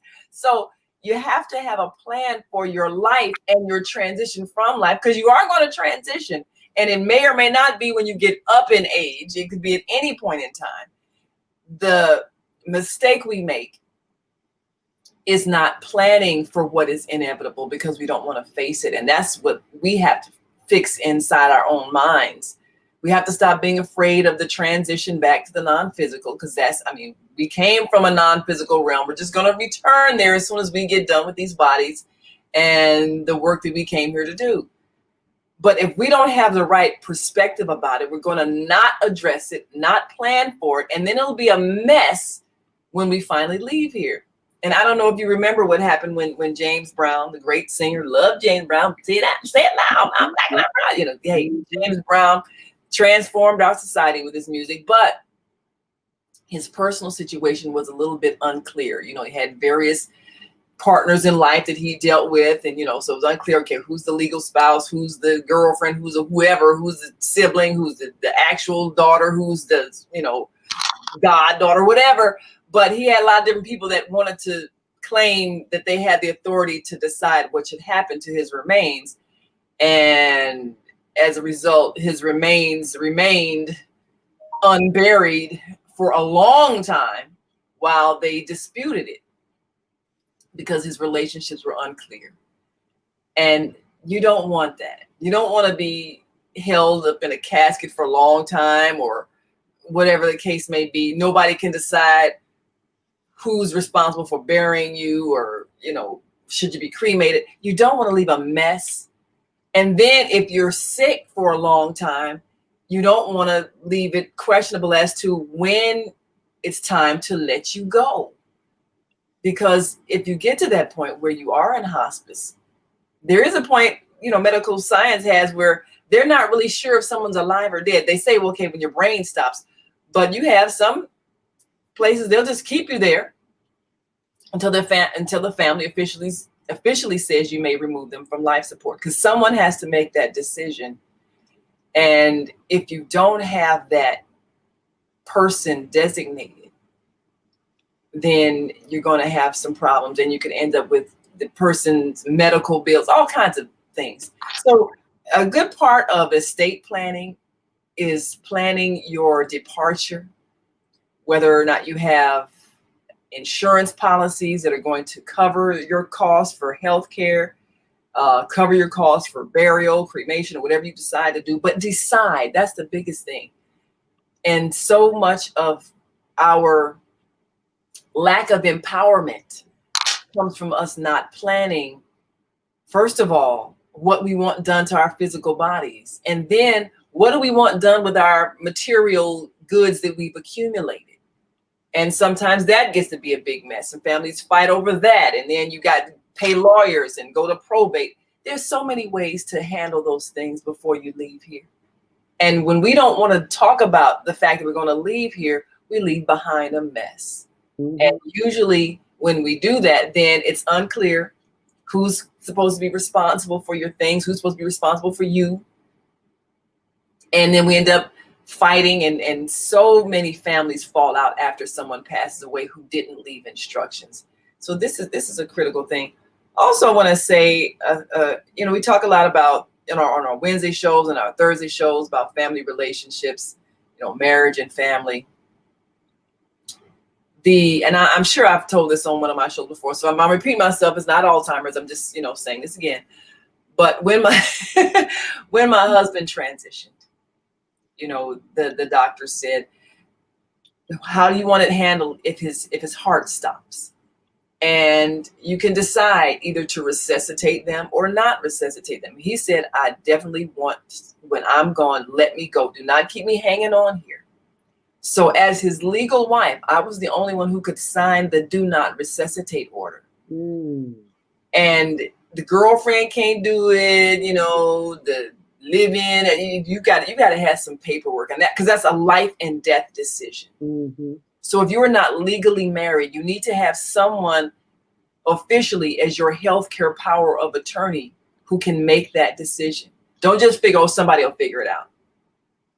Because it's not something that you want people fighting over when you're lying in a hospital bed and the hospital is looking at your insurance. Oh, we got a few more $1,000 we can spend. Oh, we'll keep her hanging on. No, you don't want to do that. That is what will happen.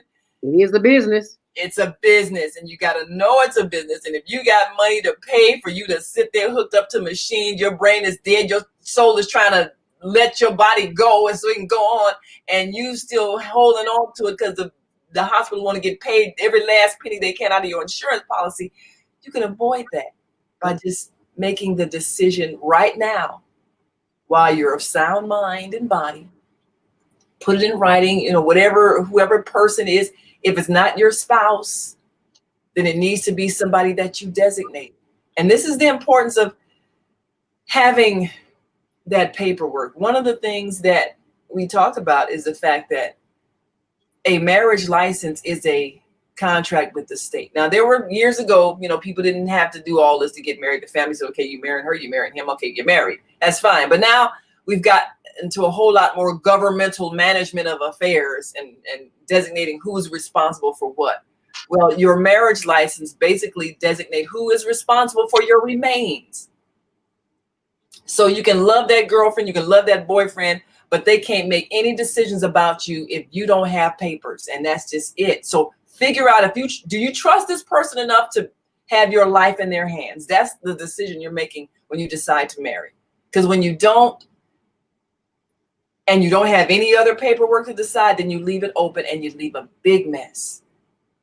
And if you got the ex-wife, and then you got the girlfriend, and then you got the child, and then you got the sibling, and you got all these people deciding that they should have the right to decide what happens to you, and you're lined up in a hospital bed, the hospital will decide, we're going to keep you alive as long as your insurance will pay.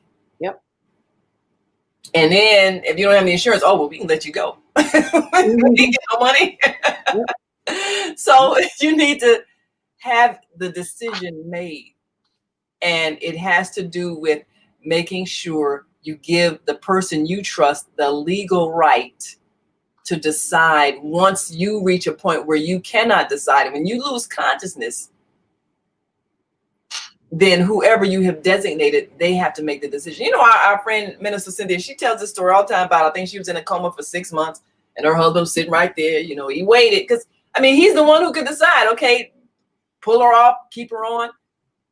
He decided to keep her on, and hey, as a result, she finally regained consciousness, but he was the person as her legal spouse who could make that decision. Mm-hmm.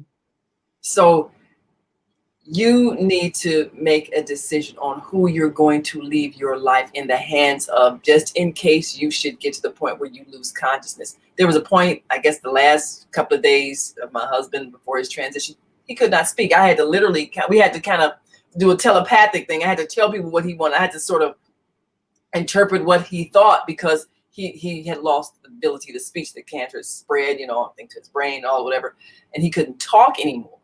So I had to be his voice. I had to know. We had to, just activate that telepathic thing that husbands and wives develop, so that I could explain to people what he felt and what he wanted. But you really have to look at the reality, even if you're not sick, because you don't have to be sick to die. I understand that. You don't have to be sick. You can walk out there and get hit by a bus and be gone instantly, or be incapacitated. Yeah. in a full body cast. You can't move, you can't speak. Somebody has to say, look, I want her to stay at this hospital and get all the care she needs, or I want her to transfer out to another hospital that has better facilities. Whatever it is, somebody has to be able to make that decision if you can't. Mm-hmm. And you want to be prepared for what you can't imagine may come up. You can be in perfect health today and anything could just hit you and you don't know. I'm not concerned about the coronavirus, but it is spreading, and it has taken out some people that you never would have thought had any pre-existing condition that would have made them susceptible to it. But I look at it like, well, when you go, it's your time to go, which would, by whatever means, this was your exit plan. Because when you come here, you got to know that before you incarnate, you have an exit plan, maybe even several of them. Well, I get hit by a car, or I get a virus, or I could, go down a plane crash, or I could drown, or I could catch pneumonia, or I could just, pass away in my sleep. I could do any of those things. That's which one I want to experience. Oh, well, I'll try this one. Whatever. But we're not allowed to know that we made an exit plan, because otherwise you'd be focused on your day of death and you wouldn't enjoy your life. So we're not allowed to know how we chose to exit here, but we did choose to exit, because you do have to figure out how am I going to get out of this body? Right. I've come into it. I need to leave, and I might leave many different ways, but when it's my time, when my assignment is up, my lesson is learned, I need to leave. And that's all death is. It's leaving this body that you have inhabited by whichever way you chose to go. So I don't feel bad if someone's choice was to leave by this coronavirus. A lot of people have chosen this time to exit. And that's not a bad thing. That's their decision. But I know a lot of people are like, well, I don't think that's okay. I'm just letting you know how I see it. Mm-hmm. Because you can still choose to live a very healthy life up until the time you leave here. You don't have to be sick and die. You can be very healthy and just go. Yep. But at least leave behind a plan, because someone's going to be here after you. And someone's going to have to deal with your if you end up have to be in a hospital for a long period of time, if you're going to be at home, getting home care for a long period of time, if you go suddenly, someone's got to be prepared to handle your arrangements. So now what I've done to make it easy, I already have my funeral program all picked. I got the unless I take another picture, my favorite picture on the cover. I have my obituary, got all that service, everything. I have it all done. So when I leave here, nobody has to do anything. It's all done. Mm-hmm. I don't want anybody to grieve and be so grief-stricken that they arguing over, well, we should put in this photo. We should do that. We should do this. We should say this. No, this is the funeral program. This is how it's going to go. Only thing you got to put on there is you got the birthday. Only thing you got to do is just put on the date of gone, my last day. But everything else is already prepared, so nobody has to do anything. So whoever is left here, whether I marry again, get another spouse, my daughter is here, my siblings, whoever is here, I have it already taken care of. So nobody needs to argue. Now that's me. I'm just doing it to make it easy for those people I leave behind, because I don't have a problem with the fact that I'm leaving. Matter of fact, when my time is up, I'd be glad to say, see ya. You gotta go. Hey, I'm all right with that. It's been fun. It's been fun. Gotta run. But I think all of us have to sit down with our family, whoever we're going to have as the people who are taking care of us, and talk about what we want, what our wishes are. If there's going to be hospice, if there's going to be any kind of, and a person's got an illness now, have that conversation. And I think if none of us wants to end up with Alzheimer's, but you never know what might be happening chemically in your brain from whether it's, I'm told that hair dye can actually have an impact on the development of Alzheimer's. How many years have we been coloring our hair? Yeah, so y'all might want to go ahead and let it go gray. 40 years I covered my hair. 40 years I colored my hair. So if I'm retarded, now you know why. So there's some chemicals in there that was not meant to be in your brain. And it does over a period of time. Because I forget stuff all the time. Nutrition and hair dye will take you up on out of here. Yeah, it can. It can. And so you don't know what might hit you and take away your memory. I had a very good friend. She was a brilliant woman. And she ended up spending her last years with Alzheimer's. And it was very difficult for her husband, also a longtime family friend. It was very difficult for him to make the decision to put her in a nursing home, but it got to the point where it was overwhelming for him, and he just couldn't take care of it. And he said he went through a real depression about it, because you're always being told by people, "Oh, you should take care of her. You should be a loyal husband," but he couldn't. It was too much. She needed a lot of physical care, and physically it was too much for him. They were both, getting up in age, and he just realized that she was better to be in a facility. He was faithful and visiting her every day and all that sort of thing. But sometimes there is a point where you have to decide that you don't have the physical or emotional capacity to care for someone who might be needing round-the-clock care. They might be having accidents in their pants, or, forgetful, might be wandering, and you don't want to have to always checking to make sure that they didn't slip out the door and wandering down the street. It's just too much. So there's a point where you might have to decide they would be best in a care facility. And if that's the case, don't feel guilty about making that decision, because you want the best care for your person, whether it's a parent or a sibling,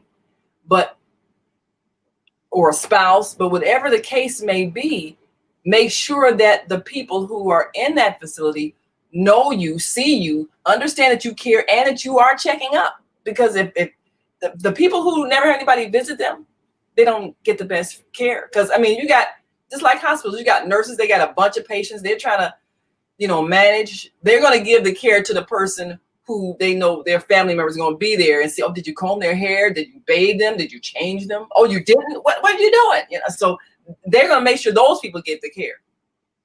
Just like teachers in school, they make sure that they take care of that student whose parents up at that school all the time, asking, well, what's their assignment?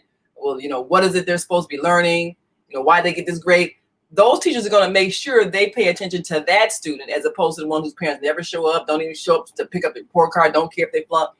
So it's all about you showing that you care about your loved one if you have to put them in a facility, because they are going to be cared for based on you showing that you care for them. And this is also one of those family discussions. A lot of times, we have siblings and we have elderly parents, and you got to have that meeting with the siblings. Sometimes there is not an agreement. That can be very painful. And this is why it's important for parents not to play their children against each other growing up. Play favorites, because there's going to be a point where they're going to need to be able to come together in agreement for your well-being. So you shoot yourself in the foot when you play the boy against the girl, or the oldest against the younger one, all that. All of that's going to come back and bite you in the behind when they need to come together as a council and decide whether or not they're going to put you in a home, whether or not they're going to take turns taking care of you, how they're going to handle it. If you have got them to a point where you have raised them to be enemies and rivals of each other, they're not going to be able to do that when they get to be an adult. And it's going to hurt you. And this is all of us who have children. We need to know this. Teach your children how to get along, how to make decisions, how to work things out, how to come to an agreement. Because at some point, they're going to have to do it when it comes to your care. And you want them to be able to agree in the way that's best for you. So these are the things that we have to think about as we prepare for the inevitable transition. We have to prepare for what we know is coming. Make it as trauma-free as possible. Get as much of the decision as possible. We already have, my mother, of course, I'm so grateful. She'll be 98 this year. Ooh. And, she's still sound mind. And what's your mom's name? And all that. I think she eats garlic, once a day or something, raw garlic. So she, drinks a whole lot of water. So, she's got a healthy body, all that. She's not worried about corona and nothing else. What's your mom's name? What's mom's name? Oh, Miss Charles. Miss Charles. Miss Charles. Yes. She, she has always been very healthy, raised on the farm and all that, walked to school barefoot, all that stuff. So she did all the healthy stuff growing up. And so she's always been a healthy person physically. But we know that life does end at a certain point. And when we buried my father, she also has the grave right next to his with the headstone. And, she got the date of birth and then the dash. And then we just waiting to put in that last date. Mm-hmm. So when we go visit him, we, look at hers and okay, well, there you'll be one day. And I mean, I don't know if that, well, I think it would be comforting knowing, okay, well, at least it's all taken care of. We got, funeral money, everything, the plot, everything's all paid for. The only thing I got to do is just get in there because the grave is already there. And, my soul will be gone, the body, going back to the earth, we're fine. We don't have to worry about it. Right. And I think that's probably, if you have an elderly parent, not to say all people, so there are some parents who outlive their children, but you should make sure that those things are taken care of. Don't wait until you're in a point of grief and then you're trying to make decisions under stress. If they're old school and they go, I don't want to talk about that right now. Well, you got to talk about it. You have to make sure where their insurance papers are, where any policies they have, what their wishes are. You make sure, what if you don't belong to a church or whatever religious institution, who do you want to do your eulogy? Where do you want your services held? Get those things decided while they're still alive and able to talk about it and able to make a decision so that their funeral is the way you want it to be. My sisters and I, my two sisters, we do this TV show on YouTube called 3 Black Moms. And we recently did an edition that we just posted about how do you prepare your children for death. And I told the whole story about, me, my husband, and the fact that, he in the last few months of his life, we really kind of had to plan what he wanted in terms of a transition. And 3 days before he transitioned, we were sitting there writing out his funeral program, and he decided if we wanted to speak and what photo he wanted on it. I mean, we had the program already laid out, ready to go to print before he had passed away. And he was the one, we sat there and worked it out together. And so when the moment came, I was at total peace because there was nothing else to decide. And this made it so much easier. You want to do this so that your family isn't suffering and arguing when everybody is under stress and grieving. Handle these things so that you don't make it hard for people who love you.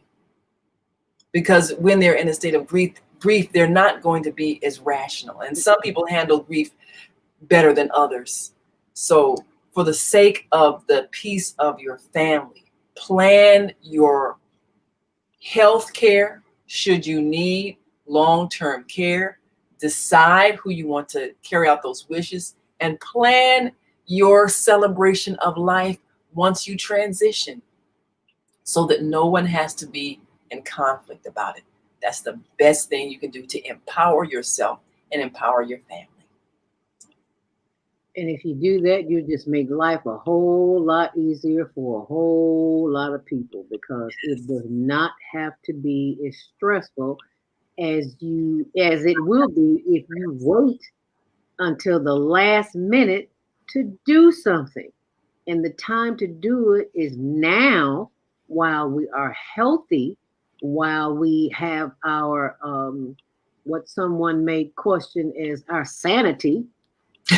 we can do what it is that we need to do in order to make it work, not only for the immediately family, but the community, friends and family of the loved one. So thank you so very much for coming on and sharing that information. You want to give us an update of what we can expect during the week? Well, we're going to have a great week, of course. Tomorrow, look forward to another opportunity to meet a face that you may be seeing quite a bit in joining our female solution hosts. And we're going to take a look at some of the experiences that we have had over these last few months, the distress that many families may have been going through in handling someone who may have gotten the virus. There are a lot of conflicting viewpoints, but we do want to look at it from the point of view of those who have lived through it and survived it, so that we can be sensitive to people who may be in distress about it. So we'll talk about that. And of course, Wednesday, we've got our men only roundtable discussion. Now, this also was an inauguration day. So some of the men participating also have been involved in our political system and have some viewpoints in terms of how you give your children a sense of empowerment and participation, and how you perhaps overcome some of the difficulties when it comes to being treated like a person worthy of respect in a nation that is still growing out of the Old South Confederacy attitude. But how do we raise up a new generation of young men and women who are not still carrying the fear, the self-condemnation of a time that really has gone past? And there are so many new opportunities, but we have to take responsibility. So we're going to be talking about that with our men only roundtable discussion, just juxtaposing the inauguration of a new president and vice president who is female. And they'll also, the men will talk about how they feel about female leadership, because we are in a new era and the dynamics have changed. And sometimes it makes it difficult to sustain a marriage when there is a difference in terms of position and status. How do you deal with it if perhaps you are a man who's marrying a woman who maybe she has a doctorate degree, maybe she has a successful business, maybe she is financially better off than you? Does it make you feel less powerful, less in control, less confident? We have to think about that and talk honestly about that, because many successful women end up divorced because the dynamics change and the man is no longer feeling like he's the dominant one. Can you handle being married and not being dominant? We'll talk about that as we take a look at our next vice president. And of course, she is married and her husband's been very supportive. But of course, there are men who would be intimidated, of course, in such a role. So we'll talk honestly about that. And then, of course, Thursday, we've got our women's roundtable discussion. I'm going to invite some more of our sisters on the microphone on to examine, again, the idea of women in positions of leadership, women who are vocal. What's it like to be an influencer if you are in the media, and perhaps not only are you influencing people, but because you're a public figure, people tend to be all in your business. Can you handle it if you have a relationship conflict and it becomes widely known? What does that feel like? So we'll talk about those kinds of things. And then, of course, Friday, we've got Health and Wellness with Beata. As always, fantastic insight on making sure we're balanced in that mind, body, spirit complex that we're living in. And this Saturday, we've got Wisdom with Mama D, and she's going to give us that overview of the celebration of Dr. King and the restoration of our humanity and the realization that we must see ourselves as human beings, fully human, worthy of respect, and respecting ourselves as taught by Dr. Martin Luther King Jr. And that was a great clip that you played earlier today as well. I think a lot of people, they think of Dr. King, the only thing that I have a dream, but he gave so many informative speeches and addresses that we should hear. He was an excellent teacher, and he was raising our consciousness and helping us to undo a lot of the low self-esteem that keeps us recreating the same situation. And we have to stop pointing the finger at other people because we're recreating it based on our beliefs about ourselves. And that's what has to change. So he's given some great speeches, and we need to really listen and learn from his wisdom. And of course, we've got Sunday with Soul Purpose Healing kicking off next week. And as always, we invite you all to tune in 7 p.m. to 9 p.m. on Sundays and 12 noon to 2 p.m. on Saturdays. And every day. On what channel? And of course, on Sundays, you can, in addition to the Female Solution, you can also listen in at Soul Purpose Healing on Blog Talk Radio, www.blogtalkradio.com/Soul Purpose Healing, SOULPurposeHealing.com. So we have a great treat for you. And of course, every morning at 5:55, I give a little word of insight from one of those many voices of enlightenment featured on the On Air Network. And On Air is a news channel that also has an internet radio TV guide to shows like this that have hosts that are helping us all raise our awareness so that we can transform the lives we're living. So thank you so much to my sister, Zelda Speaks. And we're looking forward to a great day of celebration for Dr. King. We're going to get ready to go out now and go and celebrate with the wonderful organization that even though their church burned to the ground, they are still serving the needs of the hungry and the less fortunate. And they are today going to be at their regular location on Michigan Avenue, 110th and Michigan Avenue, giving out food to the homeless. And so if you're in and around the Chicagoland area, we invite you to join Beacon Light Ministries, 10 a.m. Central Time.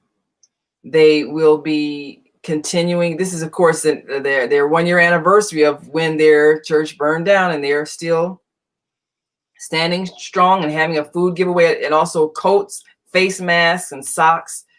And there are many people in that Roseland community who benefit, as well as around the city. So we'll be there covering it live. So you can watch it on our YouTube channel, The Media Connection TV, and join me. And of course, we congratulate all those who have been serving during this time of global pandemic. They have been sharing what they have and helping families to continue living comfortably despite the challenge. And that's why we're here, to serve. As Dr. Martin Luther King and someone else said, I don't remember exactly who it was, but I've heard Dr. King say it as well too. Service is the price we pay for the space that we occupy on this earth. That's right. And there are plenty of places to occupy today as we celebrate the life and the legacy of Dr. King. And I just want to point out one of those that history has been made. History in the House. Welch. House Speaker Emanuel Chris Welch, age 49, has made history to become the state's first Black speaker. Yes. Placing Michael Madigan. Yes, that is history. We're going to have him on one of our shows. We're going to work on that. Yes. Because Michael Madigan has been in the House Speaker since the beginning of time, since we were born. Yes. And his corruption has caused the state of Illinois and his daughter, who what was she, the state's attorney or something? Yeah, I mean, Madigan. just kept black folk out of the loop, and so now maybe that he's in there, something can happen, but we'll see. But also today, January 18th, in partnership with Rainbow Push Coalition in honor of thought leaders and frontline innovators in the historical movement, RIDE continues the legacy of change by educating and empowering a new generation of leaders. So today, at 12 noon Central Standard Time, it's the Reverend Dr. Martin Luther King Jr. celebration. The journey continues as we mold the future with Stacey Abrams. Yes. Founder of the Fair Fight, and Dr. Eddie Claude Jr., professor of African American Studies at Princeton University, and others will be there as well. That's at 12 noon today at Operation Push. It'll be, I'm sure they'll be broadcasting it live, so you'll be able to see it there. So, wow, what a day. It's been a morning. Yeah, it's going to be an excellent day. And I have so much admiration for Stacey Abrams. I'm glad I met her when she came to Chicago. And her victory really says something. She ran for governor and didn't win, but she also analyzed why she didn't win. And she realized there was so many unregistered voters. So she pulled together a lot of those young people turning 18 that were going to be eligible to vote, got them registered. A lot of people who had just gotten disenfranchised or, got disillusioned and wouldn't vote. I mean, she energized that state and really brought about the victory. So sometimes a loss can motivate you to a greater victory. And this is a lesson that we all need to learn. When you strive for something, whatever happens that causes you not to get to the goal, analyze that. And then that's the thing you need to work on to fix it so that next time you can be victorious. So great shout out to Stacey Abrams. She did a fantastic job and lets us know how you handle a loss is to learn the lessons so that it gives you a greater victory in the future. Because it's not always bad. There's a lesson in everything. There's a lesson in winning. There's a lesson in you never really lose. You just make the goal that time. Right. It's everything is a learning experience, so there is no loss. There's always learning. And we can always learn, as Dr. King says. And learning is, and not necessarily institutional learning, but taking the time to do the research and learn on your own. This is some other information that I have to share with you, and it is from the Freedmen's Bureau. I will post that on my Facebook page, the Freedmen's Bureau, where you can now look up your African American history, and you can do some research to find out where your ancestry may lie. The Freedmen's Bureau from 1865 to 1872. I am going to paste that on Facebook because we all need to know that information, because none of us know. I mean, I shouldn't say that, not none of us, but there are enough of us who need that information, and I am honored to be able to share it and honored to be on a platform that is increasing the awareness and the consciousness of the community at large, especially those who need it the most. And I thank you for being a leader in this effort to highlight the information that we need to share and continue, and knowing that the female solution really is the answer. Stacey Abrams did that. Yeah. And Kamala Harris. Well, we gotta get both of them on the show. Oh yeah, we gotta make that happen for sure. So we're looking forward to it, and we know that there are a lot of women around the world, around the country, around the city where you live, that are making things happen. And we always say that women have the power to transform this world. And so we are doing that. And so now that we are in these positions of responsibility and authority, it's time for us to change the policies under which we live. And that's when we'll begin to see the transformation. We have the power to do it. So let's work together and make it happen. I want to be sure we didn't have any calls waiting on the switchboard. I think we do have a couple. 872-901. You're live on the Female Solution. Hello.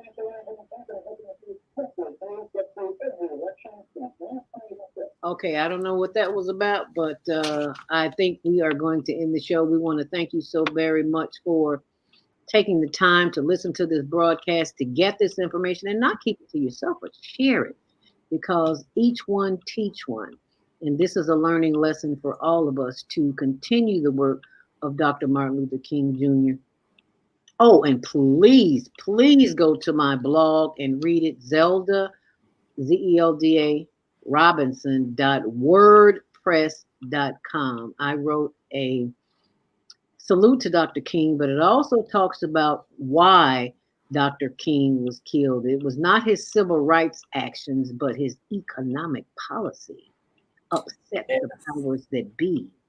And always follow the money. Yep, follow the money. That's what the reporters tell you. Follow the money, honey, and you will not go wrong. So be sure and check out my blog, and remember to be of service. This is the day to be of service to someone less fortunate, not necessarily less fortunate, but just to be of service to someone somewhere today besides yourself. So call somebody, do a health and wellness check, get to the gym, walk a mile, smile, put on a record, be of service to somebody if you only need service to yourself. So stay in purpose, stay empowered, stay tuned to your next show of Higher Learning. And thank you so much for sharing this broadcast. And be sure and share our YouTube channel. When you see that on YouTube, youtube.com, Higher Learning TV show. Make it a great day. Happy Dr. King Day. And thanks for watching. Please, shalom, namaste. Stay.